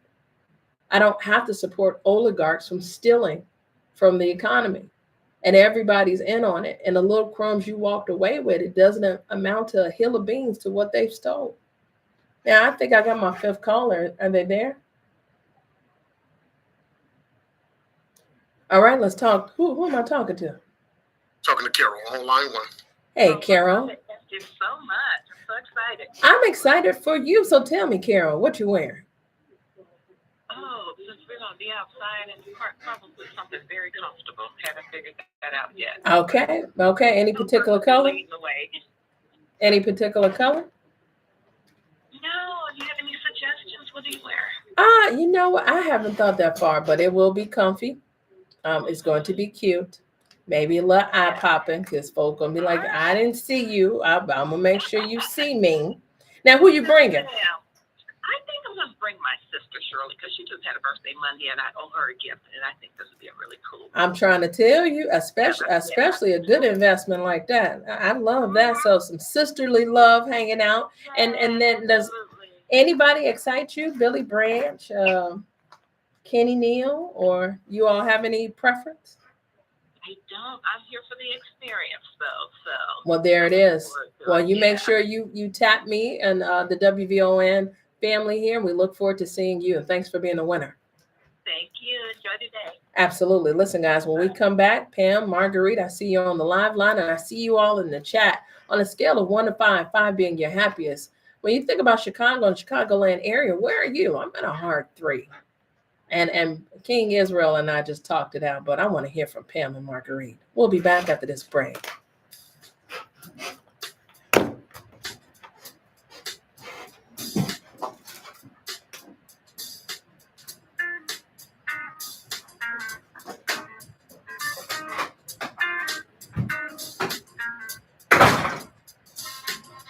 Cloudy and mild as temps climb into the low 70s as we usher in a brand new month. On this Monday, June 1st, 2026, I'm in Illinois, and in the headlines, Chicago's remembering Spencer Leak Jr., a pillar of the community and important business leader who died unexpectedly over the weekend. He was 56. And the Illinois House adjourned early this morning without voting on a last-minute stadium bill. National news from the Black Information Network is next on the Voice of the Nation at the top of Chicago, 1690 AM, Berwyn, Chicago. It's 11:02.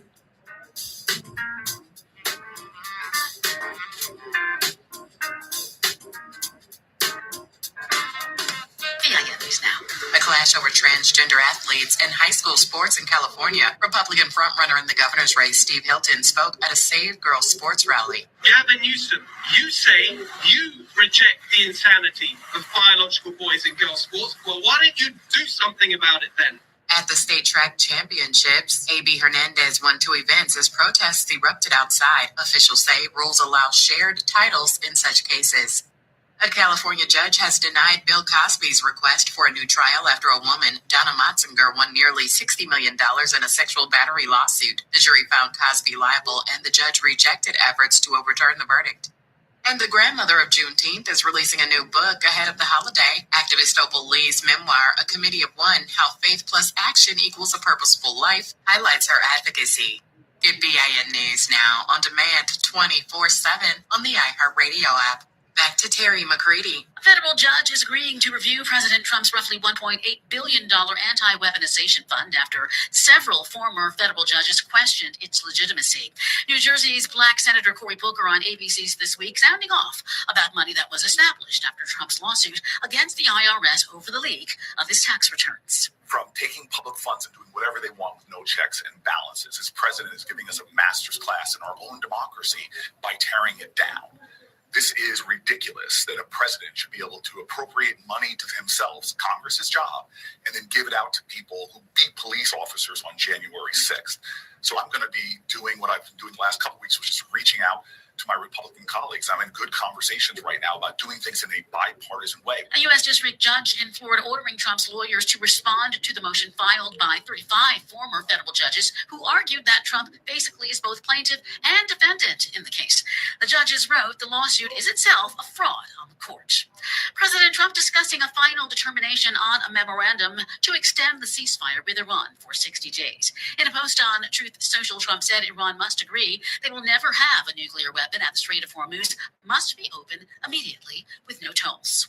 It gives President Trump something that he can call a win, but it's not the clean victory image that he was seeking, right? President Trump wanted to show that pressure forced Iran to back down. Former State Department senior advisor Nega Anga, Trump said any water mines would be destroyed by the U.S. military and noted the U.S. blockade of the strait will end. Trump said nuclear dust in Iran will be unearthed by the U.S. and destroyed. He said other items of far less importance have been agreed upon. A federal judge rejecting several search warrant applications linked to an investigation involving television journalist Don Lemon. The action eventually led prosecutors to withdraw their requests after repeated court concerns over their legality. The case stems from a January protest at City's Church in St. Paul, Minnesota, where demonstrators targeted a pastor who also served as a supervisor at an ICE field office. Federal prosecutors later charged Lemon and several others with civil rights violations in connection with the incident. A court in Kenya has suspended U.S. plans to open an Ebola quarantine facility in the region for American citizens exposed to the virus. Officials say the unit would open in an Air Force base in central Kenya and become operational this week. But in a petition to the court, the Katiba Institute legal advocacy group said the move could endanger public health. There is mounting public concern over Washington's plan to transport Americans exposed to the highly infectious disease in the Democratic Republic of Congo and Uganda instead of flying them home. Stay informed, stay connected, and subscribe. Follow BIN News this hour wherever you get your podcasts. I'm Terry McCready. Chronic stress can wear down the body over time. Protect your peace like your health depends on it, because it does. Your health, our community, or WVON. This report is brought to you by Dairy Queen. For crunch time in no time, get the DQ chicken strip basket with 4 seasoned 100% white meat chicken strips served with fries, Texas toast, and DQ signature country gravy. Get it delivered in the DQ app. Happy tastes good at participating locations. This is Rufus Williams, and I've got something special for you. I am proud to announce that we're launching the Rufus Williams Travel Club in conjunction with Advantage International. Our first trip, we're staying in the United States and heading to one of the most stunning destinations for culture to cuisine. Join us October 8th through 12th as we explore the charm, the beauty, and the history of Charleston, South Carolina. This isn't your typical getaway. We're walking through history and standing where our stories began. From the roots of Gullah Geechee culture to the International African American Museum, from cobblestone streets to waterfront views, this is more than a trip. It's a cultural vibe. To find out more, visit WVON.com and click the Rufus Williams Travel Club banner. And keep listening for more details. The Rufus Williams Travel Club will turn curiosity into understanding, one destination at a time. We are WVON. Tuned in to your favorite WVON personalities on Facebook Live? Don't just watch. Like it, love it, share it. Every click helps us grow the conversation and keep the community strong. So remember, like it, love it, share it, Chicago.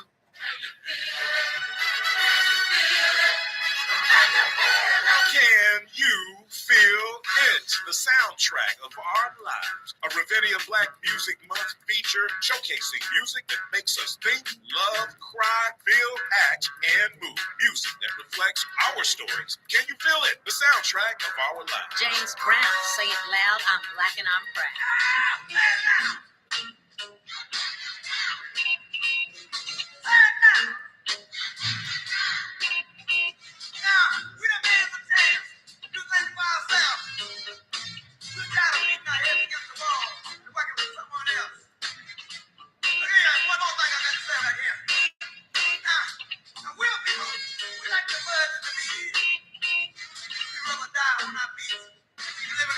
Ravinia, celebrating Black Music Month. Experience the transformative power of live music. Get tickets at ravinia.org. Hey Alexa, play WVON 1690 AM. Getting WVON 1690 AM station from iHeartRadio. Try it out for yourself. America is listening to WVON. This report is brought to you by Dairy Queen. For crunch time in no time, get the DQ chicken strip basket with 4 seasoned 100% white meat chicken strips served with fries, Texas toast, and DQ signature country gravy. Get it delivered in a DQ app. Happy tastes good at participating locations. Live from the Xfinity Studios at WVON, it's the Cleopatra Show on Chicago's essential storyteller, 1690 WVON.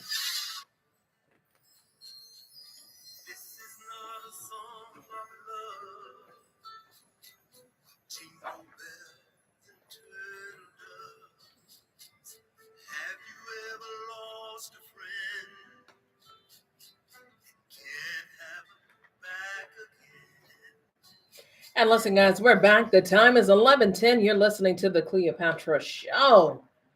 And we've been talking about a lot, right? I want to thank Titus for connecting not only the sentiment of my feelings, but yours in terms of the life and legacy of Mr. Spencer Lee Jr. Throughout every transition on this show is in tribute to his life, but we'll be doing a special coverage as the days go by. You know, again, it's something when you grew up knowing somebody more than half your life, right? And this larger than life person, you get to see come home and be normal. But to the world and to everybody else, he is just a part of this institution.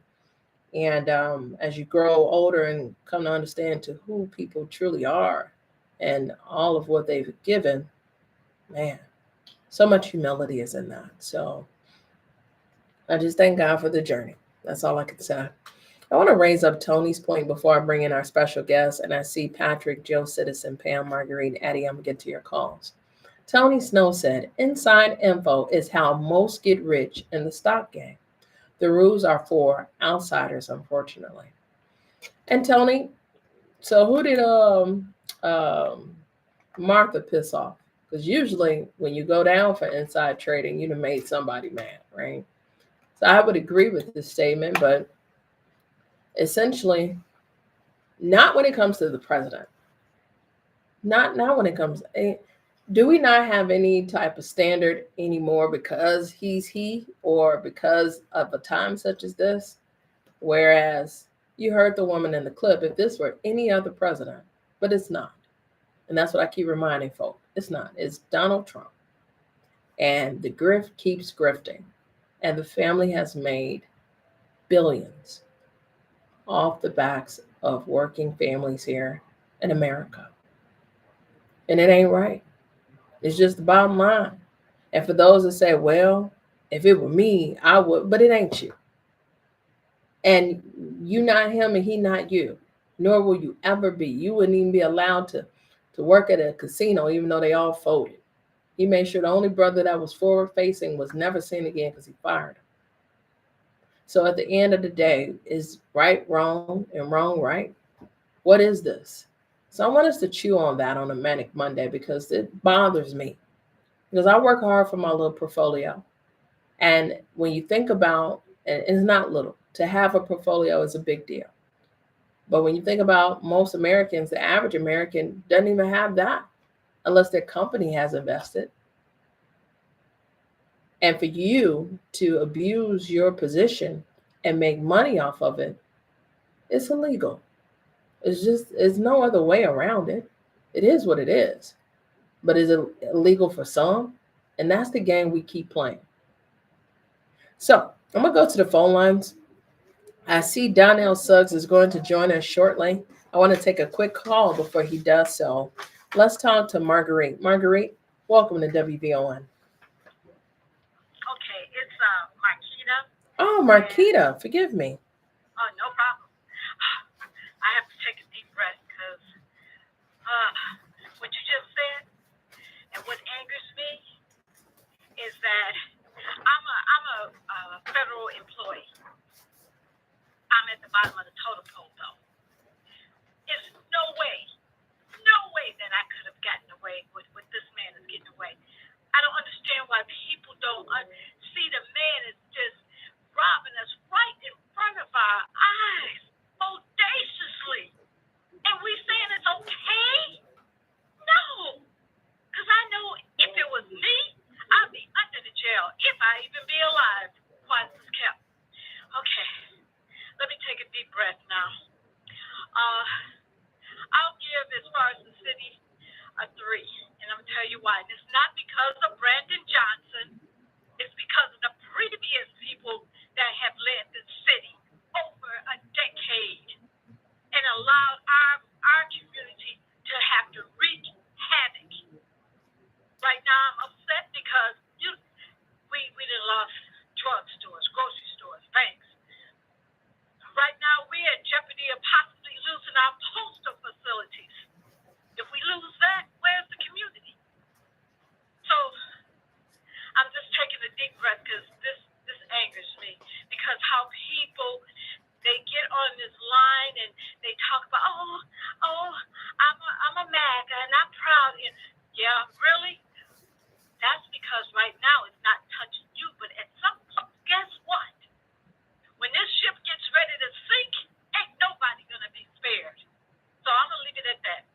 No, excellent points, salient points. Listen, I'm gonna pop on down there to Atlanta because we've been raising up the possibility that the current Democratic candidate for Georgia's governor, Keisha Lance Bottom, has a chance out of this world, and she's walking up some mighty stairs. And those stairs have been fermenting for 4, maybe 8 years in the making, and she has united with Georgia Senator John Ossoff, and a rally was held, and who was present was Donnell Suggs of the Atlanta Voice. Donnell, welcome back to the Cleopatra Show. Having me as always. I appreciate y'all. Thank you for having me. Absolutely. So she walked up the stairs that Stacey Abrams built, and she knocking at the door, and she had the real key, and she walked in that door, and now she's the Democratic candidate for governor. How was that rally? Fantastic. It brought me back to covering Abrams and covering Kamala Harris here, where the energy is there, the significance is there clearly. A black woman is out front, and there seems to be people behind it who understand that it's bigger than just the position she's running for. That said, that doesn't win you an election, but for now, it does make momentum. It does shine a spotlight on it, and that was a good feeling. So last night was a good PTSD, if you will. Yeah, but speaking of PTSD is sometimes the energy doesn't translate to the outcome. Did you have any of that sentiment in that moment? No, not in that moment, because again, the venue was a smaller one. It's for concerts, and a band will come and perform. So it was a really cool venue to hear people speak. It looks great because we're all kind of packed in. So if you just go off what you saw, and if there's someone that's not like me that's been to 100 of these things, and you were there last night, you said, "Wow, look at this! Look how the party is united. Look at Ossoff, who's running for senator, and is white and Jewish. Look at Keisha Lance Bottom, who's running for governor, who is black and a mother and a former mayor. Look at them together on stage. Wow, that's a lot of star power, and it's a Democratic star power. Oh my gosh, I can't believe it. So if that was your vibe, you got that, and that was great for you. But I know that to win in November, it's got to be more than vibes. It does. And speaking of vibes, it was a whole vibe that Keisha Lance Bottoms, Mansour, was endorsed by former President Joe Biden, and now his wife, Dr. Jill Biden, is on her book tour, and the Democratic Party, is not happy about it. Is there any connectivity in terms of disrupting the vibes because of that that support that she's getting from the Bidens? The good part about that is, unfortunately for those vibes, this isn't a national election. This is a statewide election, and in Atlanta, the Biden name doesn't really hold any weight, but it's also not a negative either. So it's good to get that endorsement. But there are people in North Georgia who did not vote for Joe Biden. So that's fine. We need them to vote for her for governor. So it's like you almost don't want the endorsement in a way. You're kind of cool with people who like the Bidens are already liberal and Democrat. Good. People who didn't are the votes we need. So what you don't need is that endorsement right now. It's great to have it. It can't hurt, but you really don't need that in Georgia. Biden's name is not gold here. What is? What would help her? Oh, I mean, the current governor coming out and saying, you know what? I don't agree with her. We didn't get along well, but she would be a great governor. That'd be unbelievable. And that's Kemp, right? Governor. That's Kemp. That's Brian Kemp. That's Brian Kemp. They did not get along that well. They weren't enemies. Give me another white man that will be helpful for her. The President of the United States. That's not happening. Oh, no. That would help. Okay, then. But that's an orange man. But okay, give me another white man. Okay, bet. Then the white man that's the senator for governor for Georgia, John Ossoff. That was one that helped. Oh, yeah, that was helpful. Legitimate. That was hugely helpful because there's a lot of John Ossoff people who don't live in Atlanta. And now they get a vote for an Atlantan. And that's great. So that's huge for her. That's huge.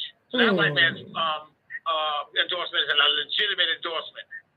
It's not a paper endorsement. That's a legitimate one. It goes a long way. So I imagine that they're going to unite on the doors and surge up campaigns together and run the ball together, correct? It would be stupid for them not to. He doesn't need her. He doesn't need her. She needs him. Excellent. So that'd be great for them to extend that olive branch and say, you know what, we're having another because event. He's statewide too, right? He is. Oh, He's yeah, also yeah. extremely popular. He's also extremely extremely popular. And for him to lose his seat to the two guys that's running against him would be a catastrophic upset. It would be catastrophic because he's already done the job and done it well. And neither one of these guys have ever held the job. And on top of that, they're in a runoff. And on top of that, they're actually not two guys that are particularly all Georgia friendly, if you know what I mean. They're MAGA guys. Okay, So, like, how can these guys be him? let me ask you one more. Give me another white man that will help Keisha. Just trying to think. All right. One that's popular in Georgia that will resonate. Give me another. Bill Clinton. Ooh, He really? won Georgia. He's the last Democrat to win Georgia outright. Really? It'd be great. Joe Biden did win Georgia, but it was close. Bill Clinton blew the doors off in '92. That'd be amazing for him to come out and say, "Look, I know I don't have a dog in this fight, but I really like her. She's great." Blah blah blah. So listen, Georgia, listen, Atlanta, because you can help Keisha. We can message the Clintons. You know, you all can take this phone time that you have with Facebook, Instagram. I'm just trying to think creatively that outside of her and her ask, because she of course has to make the ask, but in order to support the tidal wave, we can make the ask. And you just named the third white man that can come to her rescue. And black people, for the most part, they still love Bill Clinton. We can make that ask. Just to make this point though, he actually campaigned for Kamala Harris too. That didn't work. No. I'm just saying. Well, that's possible. Well, I appreciate your quick report, and I got to have you back because I want to talk more about Ossoff. I don't know him. Yes, he asked me for money, but I don't know him, and I want to lean in on what has made his work great because you said he's done a great job, and that's a great recommendation from you, and you've done some exclusive reporting about it, so I believe you. Tell us how we can keep in contact with your work and uplift it. Everybody just go on theatlantavoice.com. It's the only black newspaper in the city. We're plugged in politically, sports, news, you name it. So there's no other better source of learning about what's going on in Atlanta than for the only black newspaper in Atlanta. Theatlantavoice.com, on Instagram, on Facebook, obviously on the web. All right, take care. Thank you. Listen, guys, when we come back, Patrick, Eddie, Joe Citizen, I see you on the live line, and they might have put something in my hand. I just got to get rid of it. You want to hear what it is, then you want to stick with me. We'll be back after this break. More from Cleopatra coming up next on the Talk of Chicago, 1690 WVON. This summer, we're taking our streets back with peace. The faith community of St. Sabina is calling on the entire city to stand together for the Summer Peace Takeover Friday, June 5th at 7 p.m. Join thousands of Chicagoans for a powerful rally and march for peace featuring special guest, Chicago's own Chance the Rapper. Meet us at St. Sabina, 1210 West 78th Place, as communities from across the city come together for one message. Enough is enough. Let's uplift our neighborhoods, empower our youth, and show the nation what unity in Chicago looks like. The first 1,000 people will receive free t-shirts. So bring your family, friends, church groups, and neighbors. This isn't just a march. It's a movement. The Summer Peace Takeover, Friday, June 5th at St. Sabina. Peace starts with us. Chicago. Be there. Because I had to pick up my credentials. I gotta drive. I'm trying my best. That's the sound of the ComEd Energy Efficiency Program, saving you money and energy. With rebates on Energy Star appliances. So you can come back to a home full of savings. Discover more ways to save at ComEd.com/home savings. ComEd, powering lives. Hi, I'm Lori Smith, host of Meeting the Moment. WVON, in partnership with the Chicago Community Trust, developed Meeting the Moment to amplify the voices of nonprofits across Chicagoland, giving them the communication tools they need to expand their reach and turn awareness into action. Right now, our communities are facing real challenges, from economic uncertainty to public safety to access and equity. But in the middle of it all, there are organizations doing the work quietly, faithfully, powerfully. With Meeting the Moment, we'll have honest conversations about the issues shaping our region and, more importantly, the solutions happening on the ground. And each week, we'll feature a Chicagoland nonprofit making a difference. You'll hear their story and find out how you can support their work. Because Meeting the Moment is about more than just awareness. It's about impact. Join the Meeting the Moment movement, a program designed for the doers. For more information, visit WVON.com/meetingthemoment. Listen every Saturday at 12 noon, right here on WVON 1690, The Talk of Chicago. Let's meet the moment together. Powered by the Chicago Community Trust. Why'd I go to the doctor? Working on the farm, my heart kept skipping a beat. I didn't think much of it, but my daughters made me get checked out. Turns out I have atrial fibrillation, which increases the risk of stroke about 5 times. Symptoms like irregular heartbeat, heart racing, chest pain, shortness of breath, fatigue, or lightheadedness can come and go. But if it's AFib, the risk of stroke remains. If you have symptoms, contact a doctor. I'm so glad I did. Visit NoTimeToWait.com. Sponsored by Bristol Myers Squibb and Pfizer. This is the story of the one who keeps multiple buildings running smoothly day after day. Plumbing that flows, HVAC that hums, cleaning supplies that keep surfaces sparkly. That's why she counts on Grainger. With easy reordering online and 24/7 support, Grainger helps her keep the products she needs on hand. So shelves stay stocked and buildings stay ready. Call 1-800-GRAINGER, click Grainger.com, or just stop by. Grainger, for the ones who get it done. It's Matt McGill. I'm not the heir of billions of dollars. I'm a working class brother that was teaching middle school a handful of years ago. The real struggle that I experienced, the governor and I had different upbringing. He doesn't know what it's like to open up a refrigerator, ain't no food in it. And so my motivation to make sure that a corporation keeps jobs in Chicago is so that families don't have to struggle like my family did. And so, yes, that's going to come across at times a little bit more provocative, because what's at stake for him is what's at stake for me. It's just not. Weekdays at noon on The Talk of Chicago, 1690 WVON. This is Rufus Williams, and I've got something special for you. I am proud to announce that we're launching the Rufus Williams Travel Club in conjunction with Advantage International. Our first trip, we're staying in the United States and heading to one of the most stunning destinations for culture to cuisine. Join us October 8th through 12th as we explore the charm, the beauty, and the history of Charleston, South Carolina. This isn't your typical getaway. We're walking through history and standing where our stories began. From the roots of Gullah Geechee culture to the International African American Museum. From cobblestone streets to waterfront views. This is more than a trip. It's a cultural vibe. To find out more, visit WVON.com and click the Rufus Williams Travel Club banner. And keep listening for more details. The Rufus Williams Travel Club will turn curiosity into understanding, one destination at a time. We are WVON. And now back to the Cleopatra Show on The Talk of Chicago, 1690 WVON.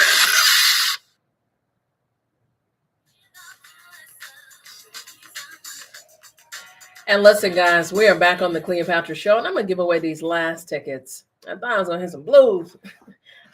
But Titus has been doing a phenomenal job as we give a tribute to the life and legacy of Mr. Spencer Lee Jr., and I thank God for all the calls and all of the support. I'm going to take all your calls in just one moment. So WVON is your ticket to the Chicago Blues Festival, and I'm looking for my 8th caller. That's right, number 8.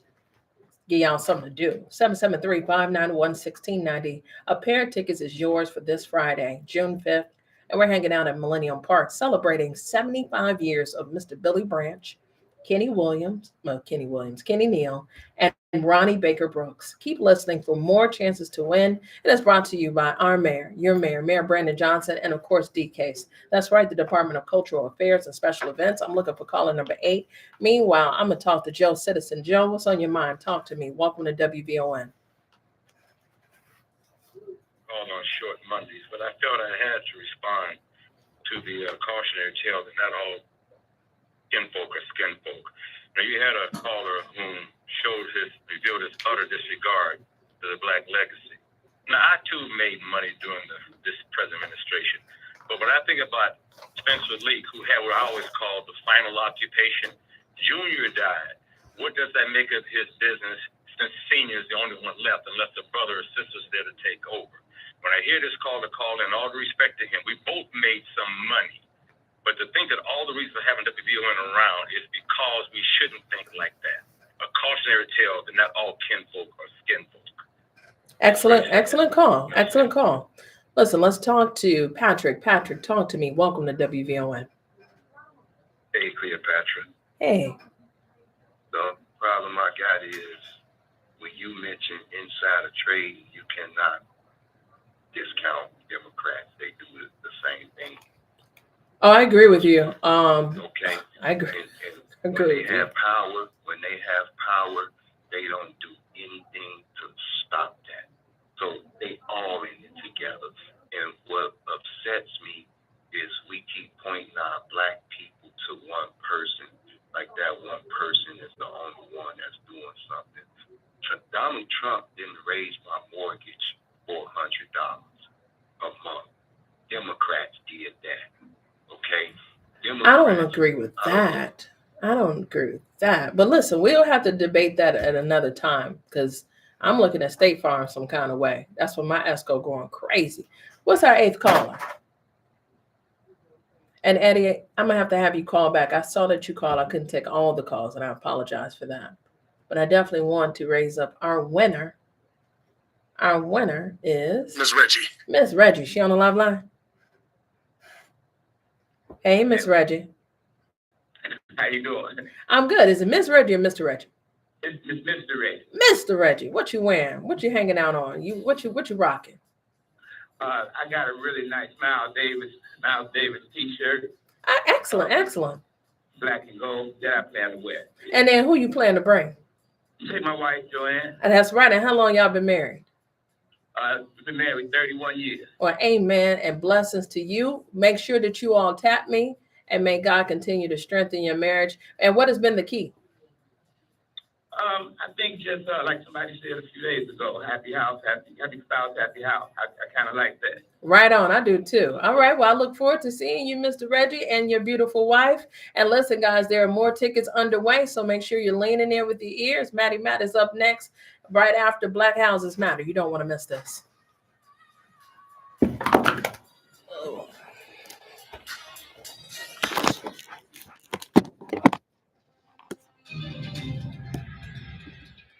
A cloudy and